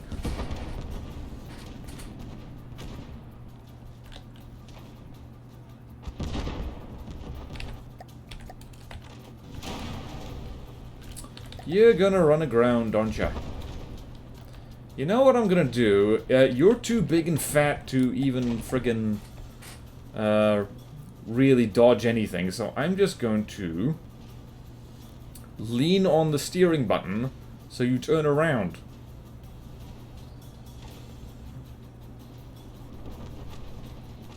Come on, almost there. Almost there. Thank goodness I added turning props to this thing. Oh my goodness, one of the guns on the front turret has been disabled by the looks of it. That's terrible. It's almost like we were driving around like an idiot. Okay, there we go. That's enough of a broadside. Uh-oh. Yay. I think this is... Do the engines live here? No, they do not. No, they do not. Ow, my hair. It exploded. I'm gonna spoil you, but all factions aren't the... Oh, no. Oh, no, I thought you might say that. Okay, we'll have to see.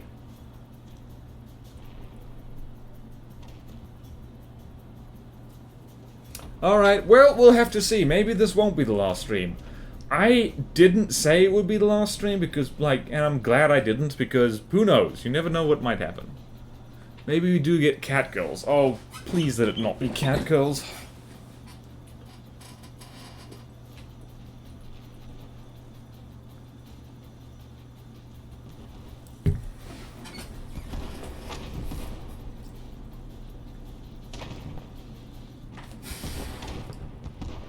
Men! Men, get the Pope! Something breaks. Okay, right. Got it. Oh, hello. Sinking! And this is why using heavy armor wedges... Heavy army wedges? Heavy armor wedges on a ship can be a bad idea. You get quite heavy.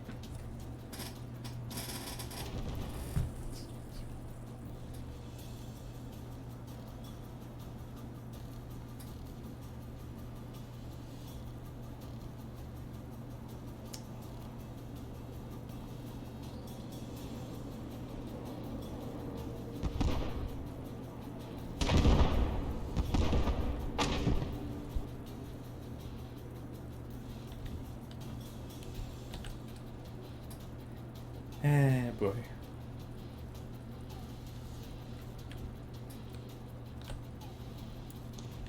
Fun, fun, fun.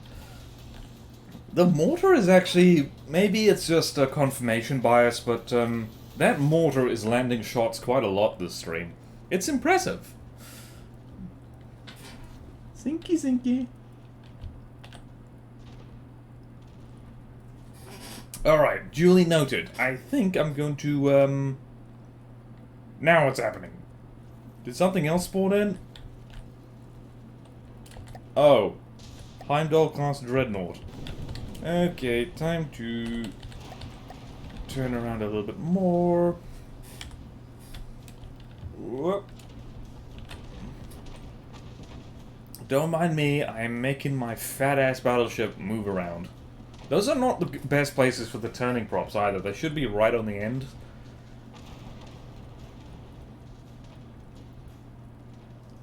Come on. Come on. This is why I really want to... This year, whenever I build new stuff, I really want to have azipods that turn a full 90 degrees, because that really helps with excuse me, that really helps with maneuverability. Okay, big girl. Receiving. Moving now.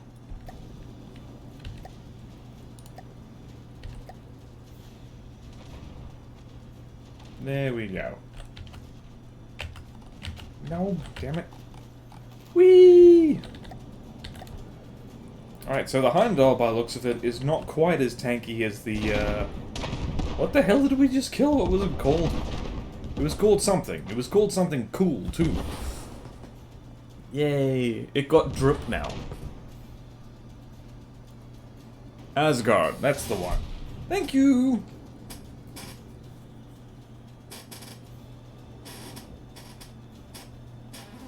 Don't mind me massaging my neck. Ah. Yeah, baby. Can I get your opinion on my latest FTD vid after you're done with the stream? Okay! I'll leave a comment on it. In fact, let's go here. 3D. Whoops. 3D. Wrecker. Subscribed and here. Oh, Fistful of, like, is it the I haven't played this game for 5 years one?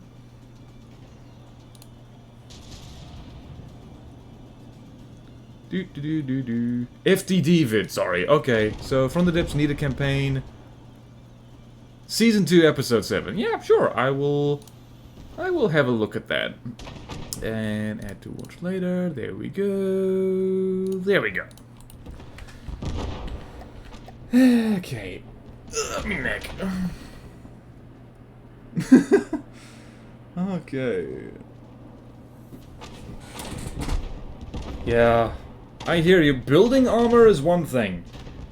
Redoing armor is a gigantic pain in the buttocks. Not a fan of that.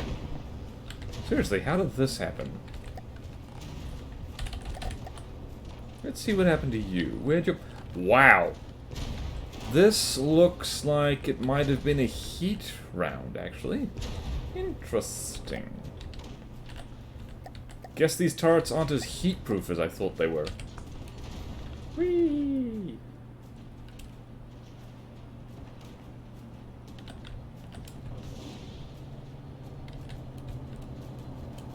Look at this! Look at all the fun and activities. Oh my goodness. We're close enough that the torpedoes are like blowing the up props off this thing. Uh-oh. Looks like somebody is too damaged. I've said it before, I'll say it again. I frickin' love AP frag shells. They're just so... AP time frag shells. They're just so versatile. Perhaps not the most damage-efficient thing in the world. But man, they are just good against most things. Oh yeah, real-life torpedoes are meant to break the keel of whatever ship they're aiming at.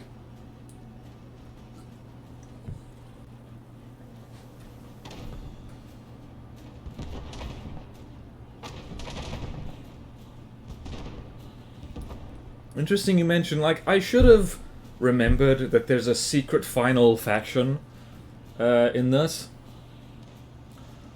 But, yeah, I'm not sure. Yeah, I haven't even looked at them. I didn't want to spoil it for myself.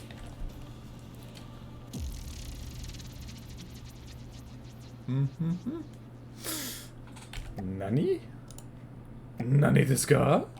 Alright, let's capture this tile. And you know what I'm gonna do, because I have a sneaking suspicion. Where's me home base? Where is my home base? I'm actually going to send one of me tungsten slungs like a backup over there. Do I have another one somewhere? Did I have 2 or 3? Receiving. Moving now. Listening. Moving out. Receiving. Moving now. Receiving. Moving now. Listening. Moving out. Righty-hoo then, righty-ho then, righty-ho then. Right, I'm also gonna send... What toasters do I have? I'm also gonna send a toaster up there, because if this gets destroyed, that's it. Like, it's curtains, baby.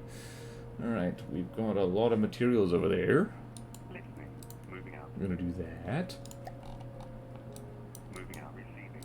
Moving now. Receiving. Moving now. Listening. Moving out. Do-do-do. We're just Moving now. taking tiles, because we can. We're going to send a swordfish over here, just because we can. And we've got an Adeli over there, you go over there, Neo Gary can go over here, and Swordfish can go over there, I suppose.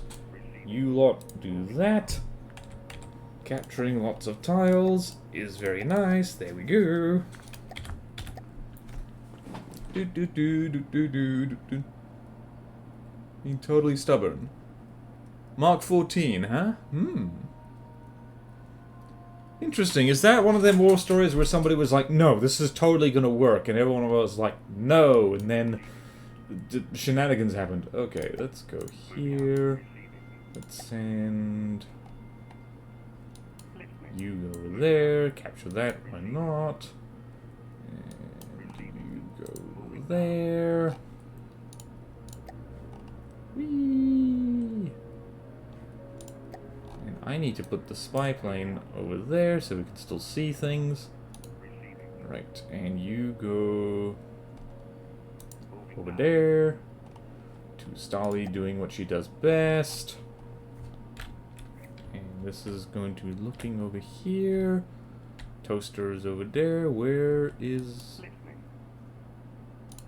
There's the tungsten thing. And like the cram thing, you just go over there. You just do something interesting. Okay, let's do that. Go over there. Interesting. Just going to patiently wait. If there just ends up being a rogue fleet spawned somewhere annoying, that's gonna be... It's gonna be annoying, if you know what I mean. Right, I'm just gonna go over there. Over there, over there. This is the part which is fun. Whee!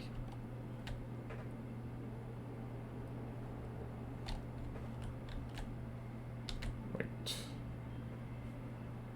Right, 2 Stali doing what 2 Stali does best. You capture that, and you capture that, and you do that. So many resource zones I'm just ignoring because I just am, I guess. Drop a link in your Discord if you want. That would be nice, thanks. By the quick question. Scrapple captured harvesters and HQs. I did scrapple captured harvesters and HQs. To the north of Boiling Shards. To the Sea of Magnificent Space. Boiling Shards, huh?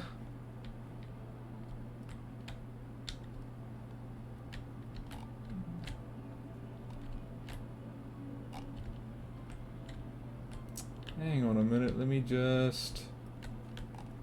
Sea of Boiling Shards, huh? Oh, hello. Hello, hello, hello. To the north of Boiling Shards. Sea of Magnificent Space. Where would that be?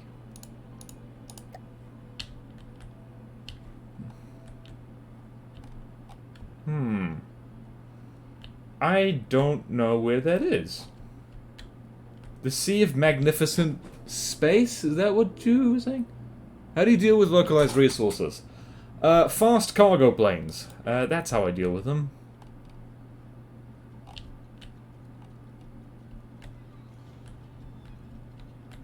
Dueling siblings. I don't know. Sea of Magnificent Space. Okay, see you 3D Wrecker. Bye. And see you soon. Orbital and cargo views. It's Magnospatium. Oh. Right. I was taking you very literally. Here we go. To the north of that. North of Boiling Shards. Where the hell is the Boiling Shards? Damn it, I just saw that. And I missed it.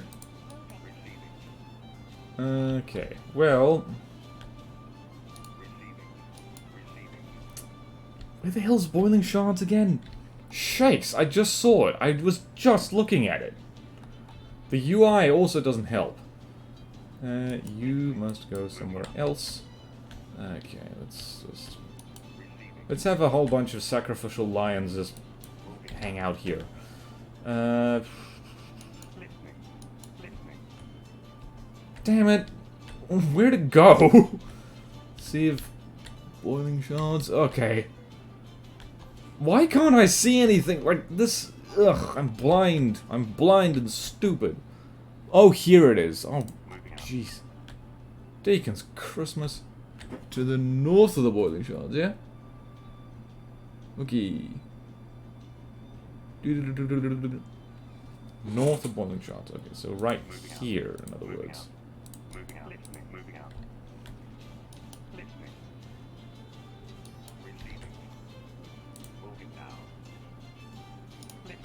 Like, I appreciate it, and I appreciate this is not too spoiler-y.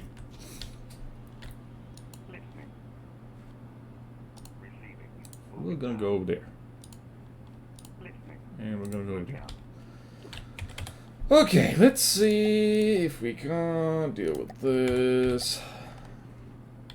Alright, let's finish this off, though.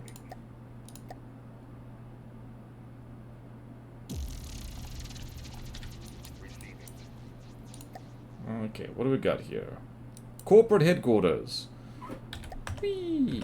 Alright, so the deal with this is that Two-Star is not going to move because she doesn't have to, and these are narrow straits.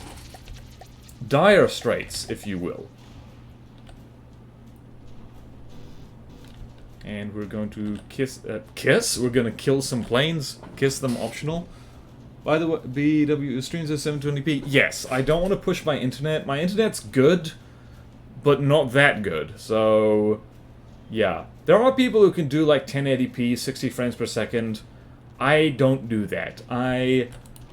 Twitch does not prioritize my streams, it feels like. So, yeah. Yeah, streaming is one of those things like, sometimes you have to settle. Uh-oh. Laggy. Delicious lag. Oh my goodness. Ah, it's taking a while. Ooh, yeah. Where'd that plane go? There it is. And there it goes.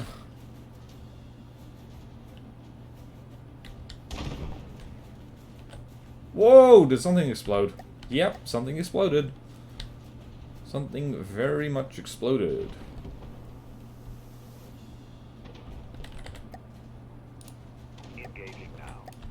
Right, destroy that. Why is this gun over here not firing? Oh my goodness. Whoa, okay then, yeah.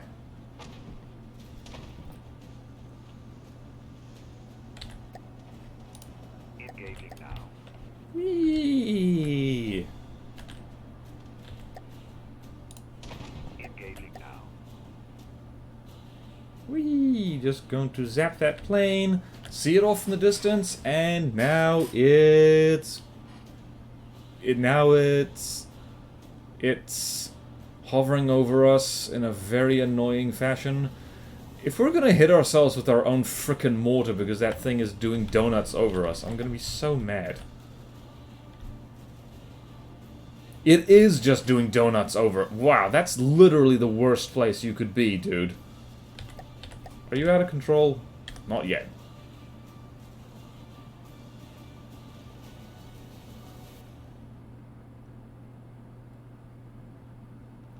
There we go. Die! Whee, okay. I am on fiber, yes. All the videos are pixel soup? Oh, yes. Dubious food from Legend of Zelda. Oh, boy. Whoa, this thing arced really high.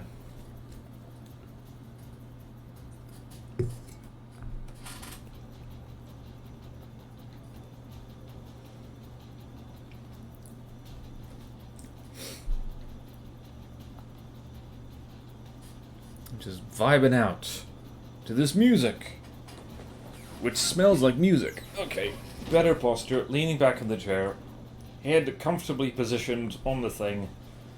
Can you hear me? I'm leaning back in my chair. I'm farther away from you.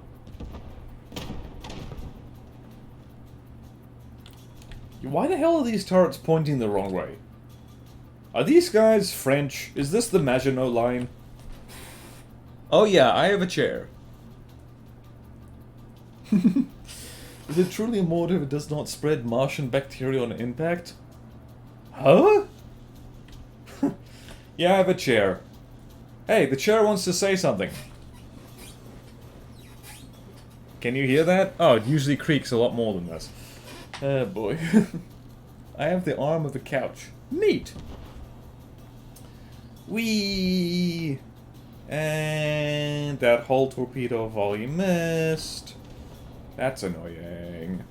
That's disintegrating. What's this thing? Corporate headquarters. Ooh. Interesting. So these guys are like Scandinavian themed, like, corporate people, yeah? Interesting. Guess it makes sense that then they're a confederacy of big businesses. Which ironically makes them ideologically similar to the Lightning Hoods. Interesting. AI dead and all that stuff. Also AI dead. And we're gonna flatten the corporate headquarters. But we'll have to look at it first. What is left here? Looks like just the corporate headquarters. Wait for it. Oh, the mortar would have hit something. Destroy this. Oh, hello. Hello, it's got 2 big guns on it. Actually, it's got a bunch of big guns on it. I like how the windows are just painted metal blocks, and... What the... was that... Is that solid metal? It... Oh my goodness, it is. My goodness. Here's the AI. Let's see if they hit that first. Hello! We're flanking you. Oh, it's got torpedoes too. Oh, that's cool. Hang on, are you pointed the right way?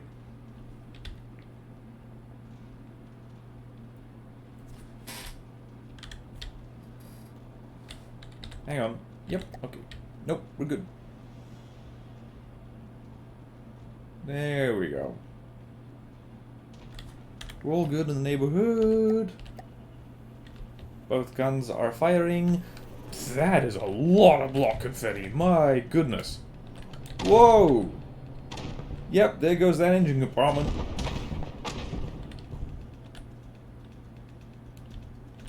Whoa, and there goes that turret. Jeez.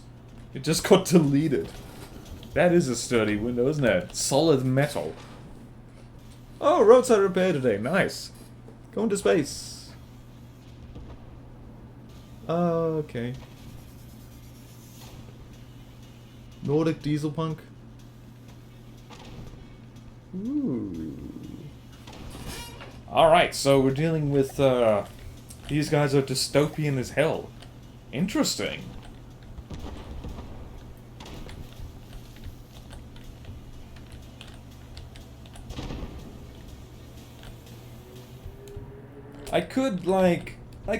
I'm savoring this. Because, if there's a second boss faction to worry about, oh my goodness, that mortar. That mortar did stuff. Guys, the mortar did... Oh. There was a... Oh, it also has cram mortars. Well, I mean, it used to. Not anymore.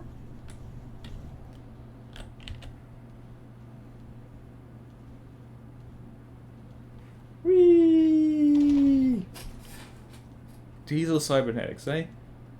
There's still the final... Oh yeah, true. There's, they're gonna spawn a fleet. Which is gonna get eaten alive by the tungsten slime.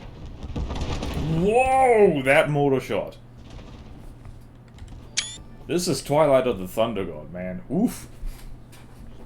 Revving up your arms while flexing is like... in the breath test a couple weeks ago. No, but I've watched RBT. What's RBT again?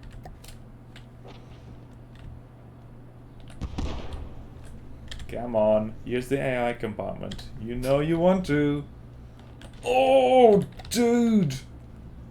That whole tower fell off. Yeah, guys, I'm flexing. Vroom, vroom. Vroom. I'm preparing to pick up a milk bottle. Okay. That wasn't? I don't think it did. I didn't notice. I'm watching two screens right now, so... who knows? Who knows, who knows? Well then, we just destroyed private property. Just an average Saturday over here on twitch.tv/BorderWise. Oh boy. Liquidation and Foundation. What do you mean all the board members are dead? They'll fire me. I'm gonna have a word with this bastard. Is this thing on? Guess what, bastard? I'm not getting paid thanks to you. The pay is bad as it is, and you just have to ruin the best way I can get a chance of getting any stock bonuses. Once I'm done with you, I'm going to turn your great capital city into the largest strip mine in the world and get myself a promotion. All forces move to attack positions. I'm buying all the reinforcements. It's time to make your paycheck. Admiral Nicholas Kjelston of the Narvithian Expedition Fleets. Okay. Time to punch capitalism. Oh wow, they're all the way down there. Well, come and get me. Moving out. If you dare.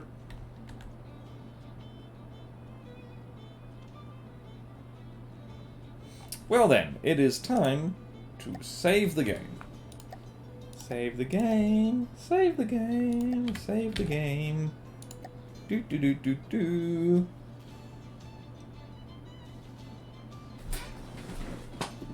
I punch the very concept of money. Punch money. Ah, water. It tastes like water. Alrighty. Give it a moment. So apparently there's gonna be stuff happening up here. I'm so glad that like I have spy satellites that see forever. Receiving.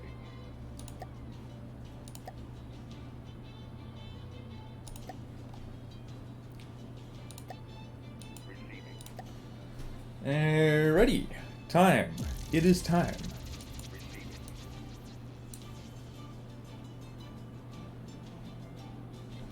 And final fight here. Uh-oh. Is that deep enough for 2-star? Yes, it is. It should be fine. Should be fine. Maybe slightly deeper. There we go.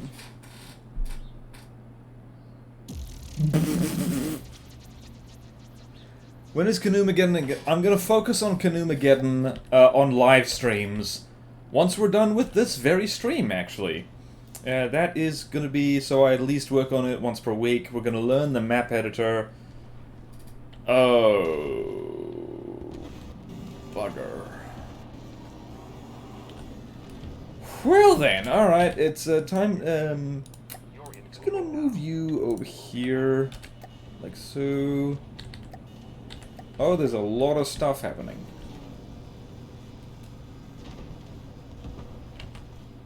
Now, whee! Here we go. The Linghather. Nice. Moving now. Don't mind me, just gotta move to where my torpedoes can actually arc around and get on target. No biggie. No biggie whatsoever. No biggie smalls. Please, why do you do this? Why do you steer one way to go the other way? Swear to G, that mortar missed. Can we get him? The torpedo. The torpedo carrot farm. Oh, jeez.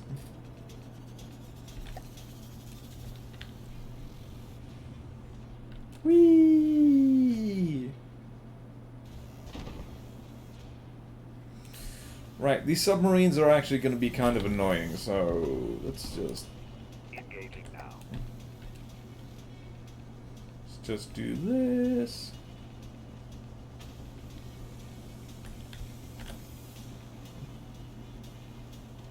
There we go. You're hitting things, right?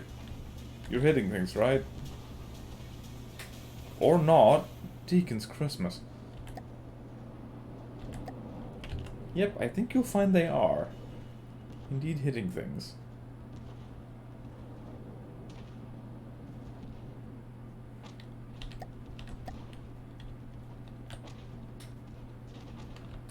That's not enough block confetti. I want more. I want more block confetti.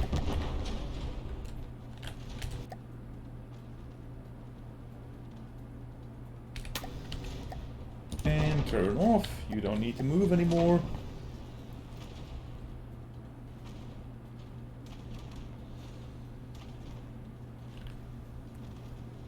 Whee! Bombs are coming at me. Let's follow these torpedoes because they're fun. Whee! Where are they going, do you think? Really like further CC? I don't think that's physically possible to have things that spawn on the map but don't spawn in the X menu. I don't think that can happen. I don't think so. Maybe? I don't know. What do I know? Oh my goodness, the mortar mortared. The mortar did something. Alright, let's just speed this up. Just a smidge. Let's aim over here. There we go, that's what we'd like to see.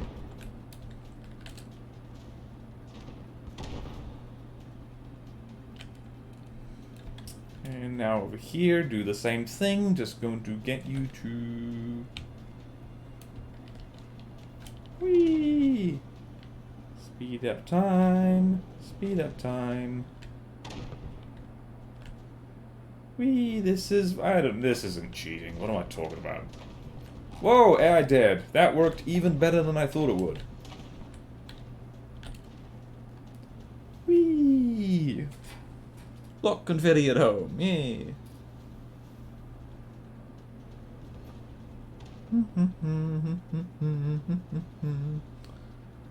Okay. Wait, I have played Sprocket.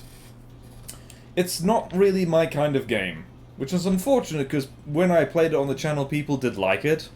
I found it quite frustrating and tedious. Like... I don't know, I'm not enough of a tank nerd to do Sprocket. Moving now. Moving now. Moving now. Moving now. Whee! What is that? That is the Hregmar? That is... what is that? That's a problem. I mean, not really. 2-Stali can handle it. 2-Stali can handle it just fine. I turned the light on. I have superpowers. Found the ground mortars I built are fairly accurate. I mean, having them controlled by Braid does help a lot. Yeah, I'm not a fan of any game where I have to drive. Because I don't like driving in real life, and I don't like driving in video games either. And in Sprocket, the fact that you have to pilot the tank you make, bit of a deal breaker for me. I found it very frustrating. And also, the scenarios, they're not fun. They're annoying. What the hell are you doing, bro? Oh, that's what you're doing. Dude, don't pirate games. And especially don't pirate indie games. That's not cool. That's not cool at all. Yeah, nothing much more I can say that. I think I need another Pepsi. I'm going to get another Pepsi. Because if the stream keeps going. Excuse me, just gonna go eat more caffeine. Ugh.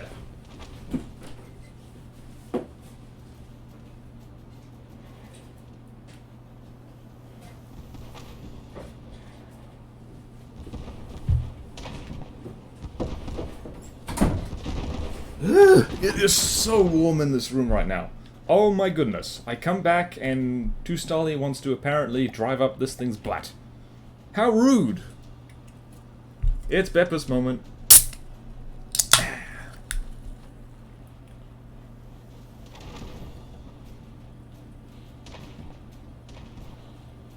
Ah, yum. Oh no! No, such piracy! If you've ever wondered why games have such annoying DRM, it's because of stuff like that. Oh, jeez.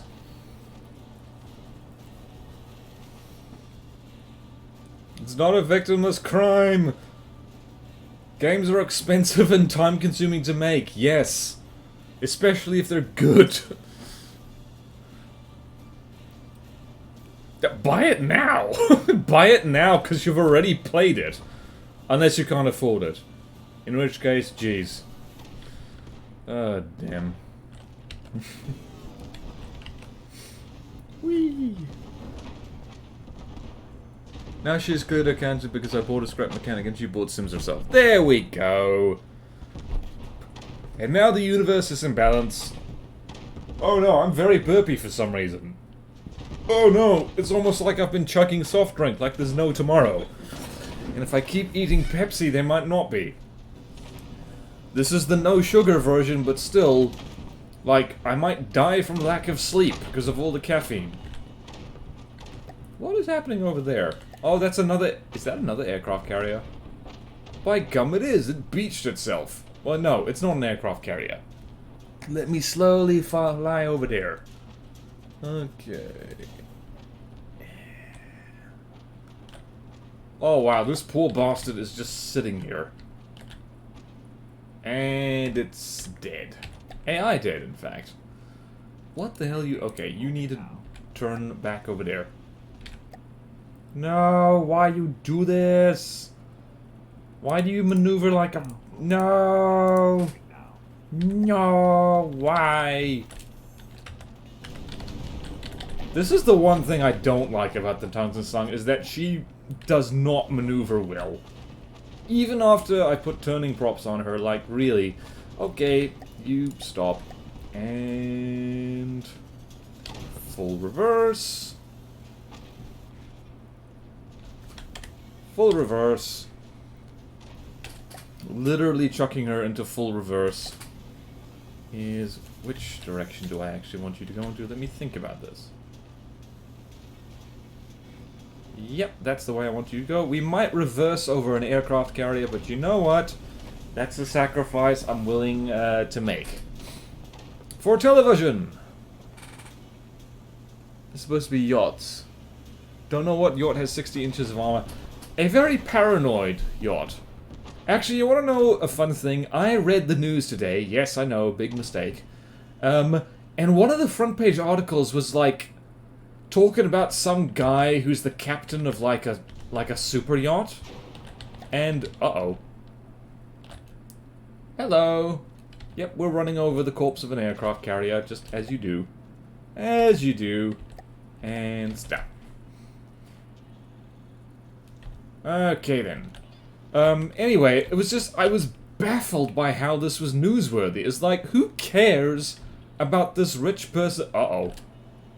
It finally happened, people. We hit ourselves with our own mortar.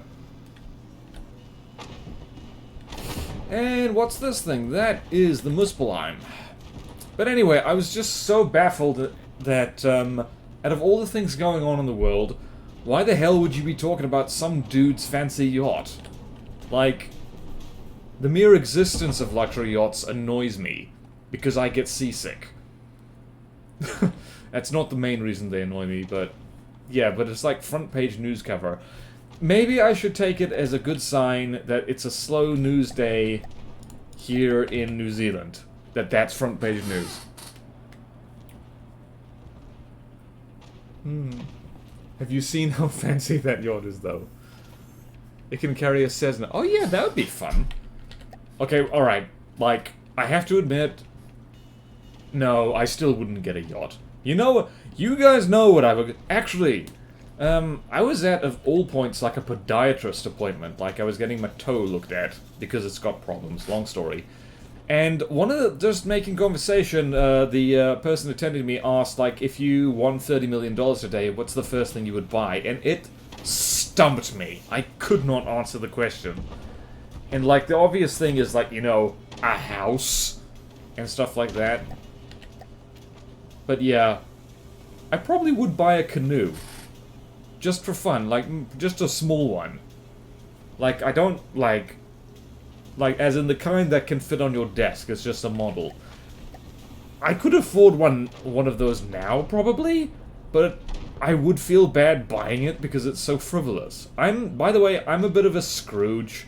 I am a Scroogey person. I don't like spending money unless I really have to. Or unless I really, really want something, generally, so... Yeah, you ask me what I'd do with millions of dollars, like, I'm like, I'd buy a sandwich, maybe? Gigabating PC?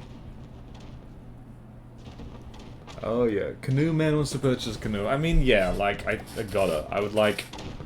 I mean, hell, I could make a model canoe just, like, out of paper or something right now. I'm tempted to do that.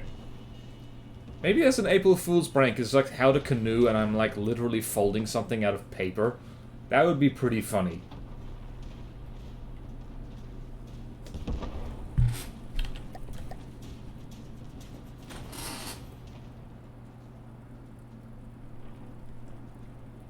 Yeah.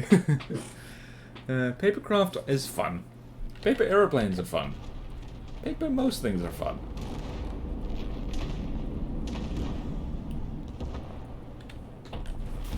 Oh, posture, posture, posture. Gotta have good posture. Sit up straight. Sit up straight. Neck, chin down, chin down. Don't stress the neck. Don't stress the neck. Yep. Laser cut myself a wooden naval gun. Laser cut a canoe. Bravo, Jacavalier. Share it on social media, please. Like, or Discord, or whatever. I don't even care if you like at me in the official from the depths, like, you know, I would love to see that. Yeah, you gotta take care of your posture, like, the human spine is one of the worst engineering mistakes in nature, so... Yeah, you gotta take care of it. Because it doesn't take care of itself. Mounting an actual gun on a canoe with the first tactical... I'm pretty sure it's like, hang on. If I Google tactical canoe, what comes up? I'm Googling a lot of things today. Tactical canoe.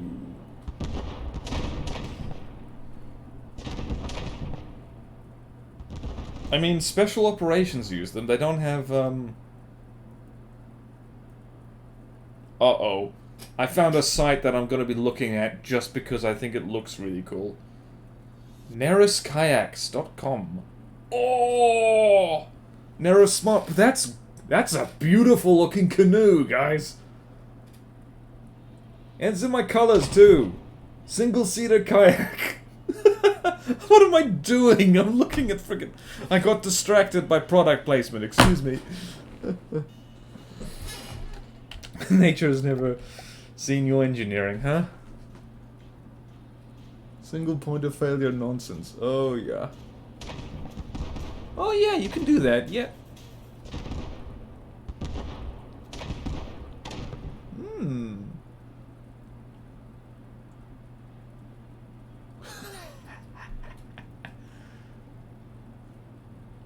Dead Man was about a man who got to ride a canoe. Yay! Permanent embargo. With the earth and the homeland exploited dry, the Narvithians came to Caravonia to siphon the natural riches by force. The corporate CEOs of their country believing that one way or the other the archipelago would fall to its knees. Wrong it's. To either military might or their monetary power. Despite that, your resistance smashed through the Narvithians with the now scattered remains of the expedition force left at your mercy. By destroying the Narvithian operations in Caravonia, you've essentially blocked their only means of surviving as a nation. The Confederacy would slowly collapse as their national resources deplete. However, you know that the Confederacy will return to Caravonia, for their industrial machines must continue to pump out goods to export. It is only a matter of time. For now, you turn your sight to your other foes. Alright, it's surprise time. Let's see what happens. Epilogue, Group Anonymous. A few days have passed since the last headquarters of your enemies have been destroyed. Preparations to celebrate this glorious moment are underway until you receive a reconnaissance report that an unidentified group of ships have gathered near a deserted island. All hailing attempts have failed and warnings were ignored. Perhaps you should send some forces to investigate. Hell yeah. Okay, here we go! Alright, we're not even gonna try and capture this tile. Everybody, we gotta go. There it is! Rendezvous fleet. Skirmishing. Oh, wow.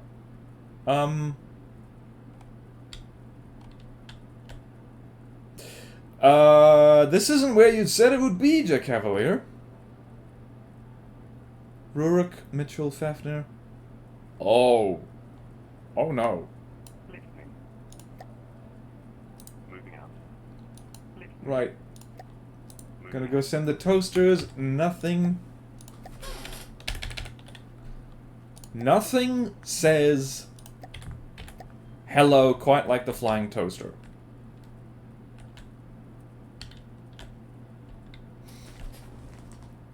Should I be here? Okay, if you don't want spoilers for the end of this campaign, of course you're free to stop watching. But you can keep watching, I guess. Alright, so this looks like things... Yeah, we've seen these guys before, by the looks of it. Well, we've seen all these individual ships before, but it looks like everyone's united against us.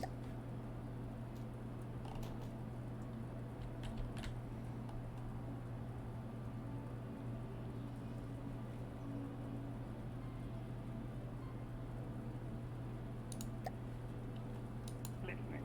Moving out. Alright, so I guess the only thing I can do is fight this.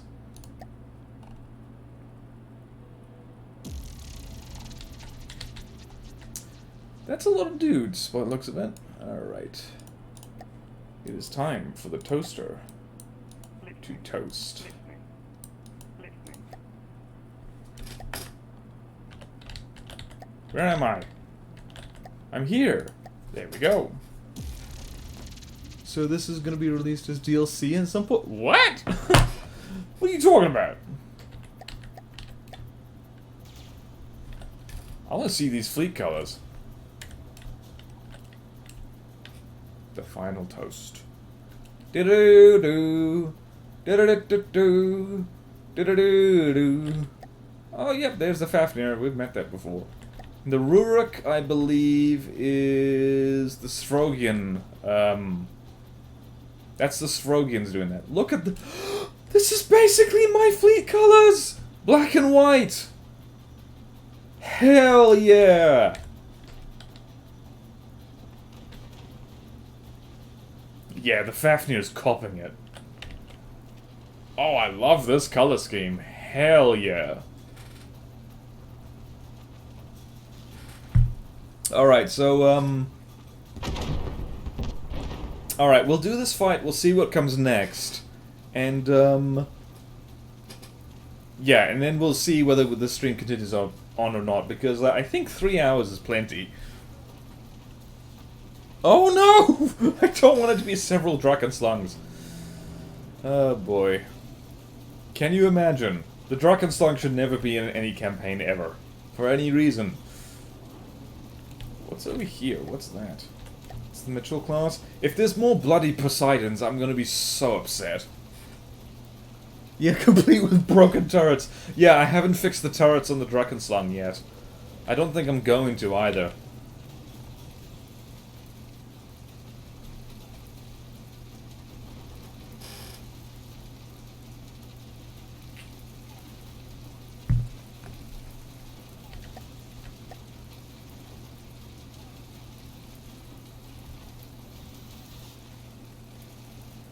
Do do do do do.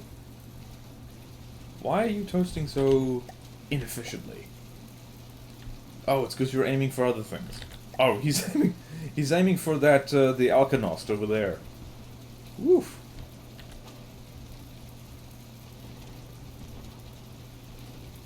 Whee! Look at this guy. Look at this tiny friend. Oh. Uh-oh. Are they gonna collide? They are gonna collide. Hello. Yay! I'm so glad it's not just my ships who do this. Sorry, guys. Apologies, Aperture. Apologies, Jet Cavalier. It is weird how just, like, when the fleet colors are the same, how they almost fit thematically. Oh, I guess that's just color coordination.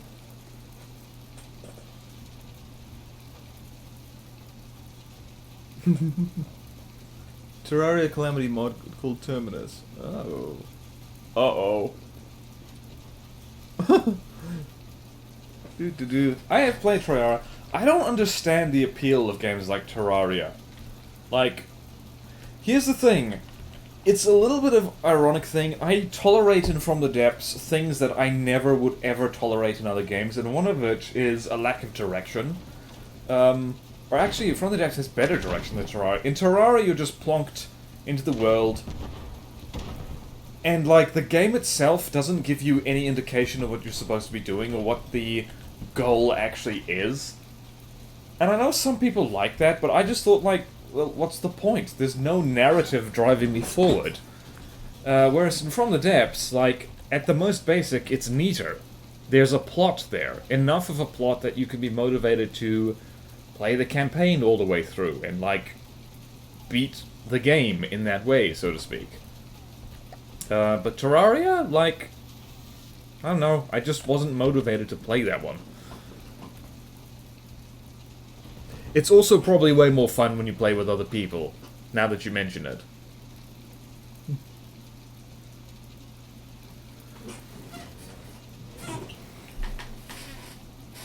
Whee! How much, Okay, yep, we've done more than 2 million plasma damage, of course. We should probably focus down one of these ships. Actually, I should be paying a lot more attention as to what my ships are shooting at, because they're actually doing a lot of work here. Yep, that's a lot of work. That's a lot of work.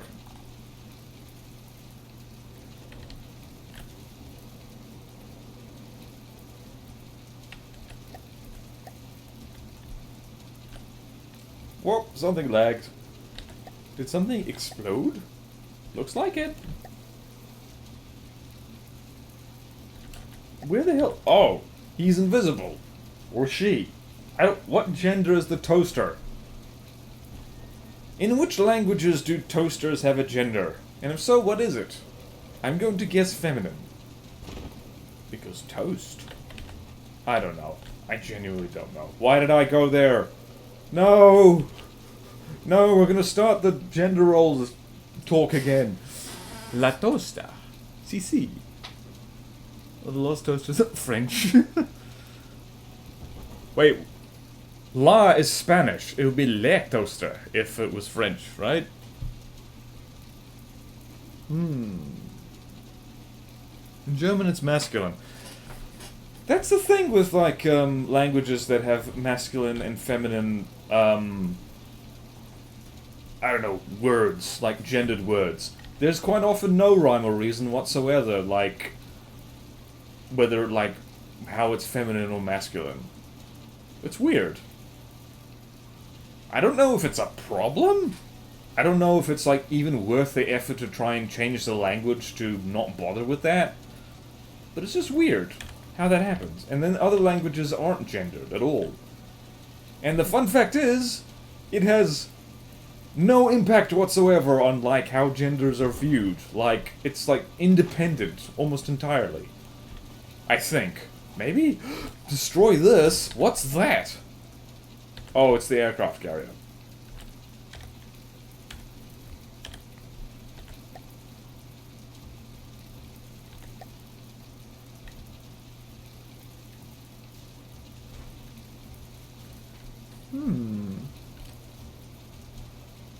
put my keyboard through my knee. Oh, that sounds painful. Oh boy. Whee! What are we looking at?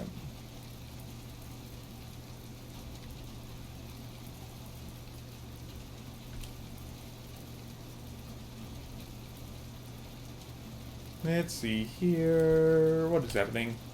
I remember the Rura class. It is quite fun just to have these guys. Just you know, a swan song for the factions you fought. Some old favorites, some old friends. My friends, I mean things you've been murdering wholesale.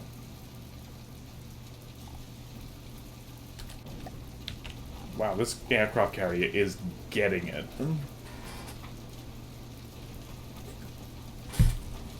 Okay, chat's chatting about Terraria now. I'm just gonna look at this aircraft carrier getting mulched.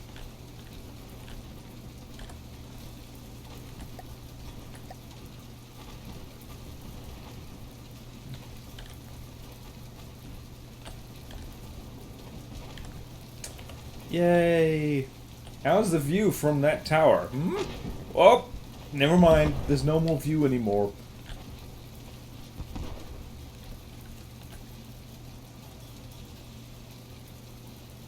Kablooey! Yeah, are you sinking? Yes, you are. Hell yeah. What's over there? Is that... Yep, that's still the Fafnir. Let's ride a torpedo over there.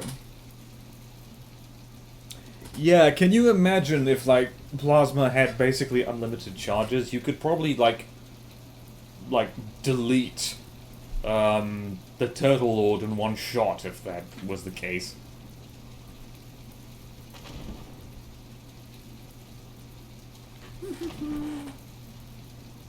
Yay!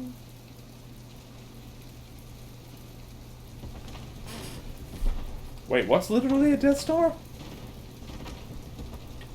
Oh, we're still talking about Terraria, I think. Alright! Is that the last thingy? Nope, it's not. It is... Oh, there's a submarine! And it's surfaced. Where is it?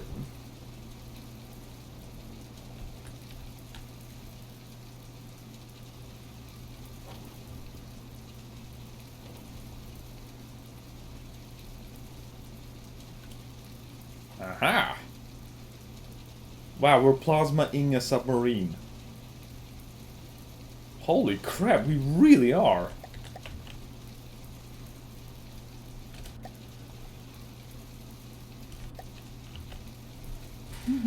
Would I ever play Cold Waters? No, I believe that's a game where you have to pilot a submarine. I hate driving. What I'm doing right now, here's the thing. We're playing From the Depths right now. I just took my hands off the mouse and keyboard, and everything's fine. So, I don't know what, I could do that with any game, and accept the consequences, I guess, but nope, nope, putting my foot down. Like, I don't like any game where I have to drive. Yeah, sorry about that. Enough charges and Plasma will even work underwater. Yeah, the thing about Plasma is that it's bad underwater, it's not useless underwater. Uh-oh, epilogue, the Coalition. Recovered black box data and captured POWs of this group reveal that a coalition has been founded after you've destroyed the previous foreign factions' operations in Caravonia. Calling themselves the Emergency Coalition, the 7 factions in Caravonia have declared a ceasefire so that they could focus on destroying your hard-earned victory and re-establish mining operations once again. However, without knowing where their main forces, you will have to search for a smaller enemy force to gather intel. Fortunately, there seems to be an outpost nearby. You should prepare your forces to attack. Okay. There's one. Okay, so this is all about the intel. Like, alright, this is a little bit gameplay and story segregation, a little bit. Okay, we go to spy blend. Look, okay, so the toasters are absolutely going to be like our bread and butter for this, because, where is the spin maker? Let's just go over there. Okay, so I'm going to pull all. And that'll do for the stream. I don't know how much longer we have, but that will do for now because my head literally hurts from how much epic gaming we've been doing. So, thank you all so much for joining me. This is great fun.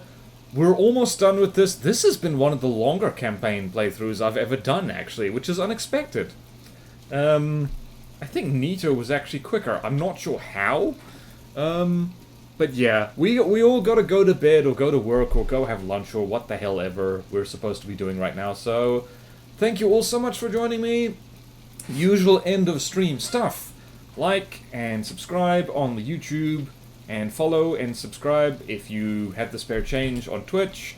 I have a book, it's called Two of Rogues. You should read it because it's very good. Like, the Amazon link is actually... It'll be in the VOD of this when it goes on YouTube, so you can just look in the description for that.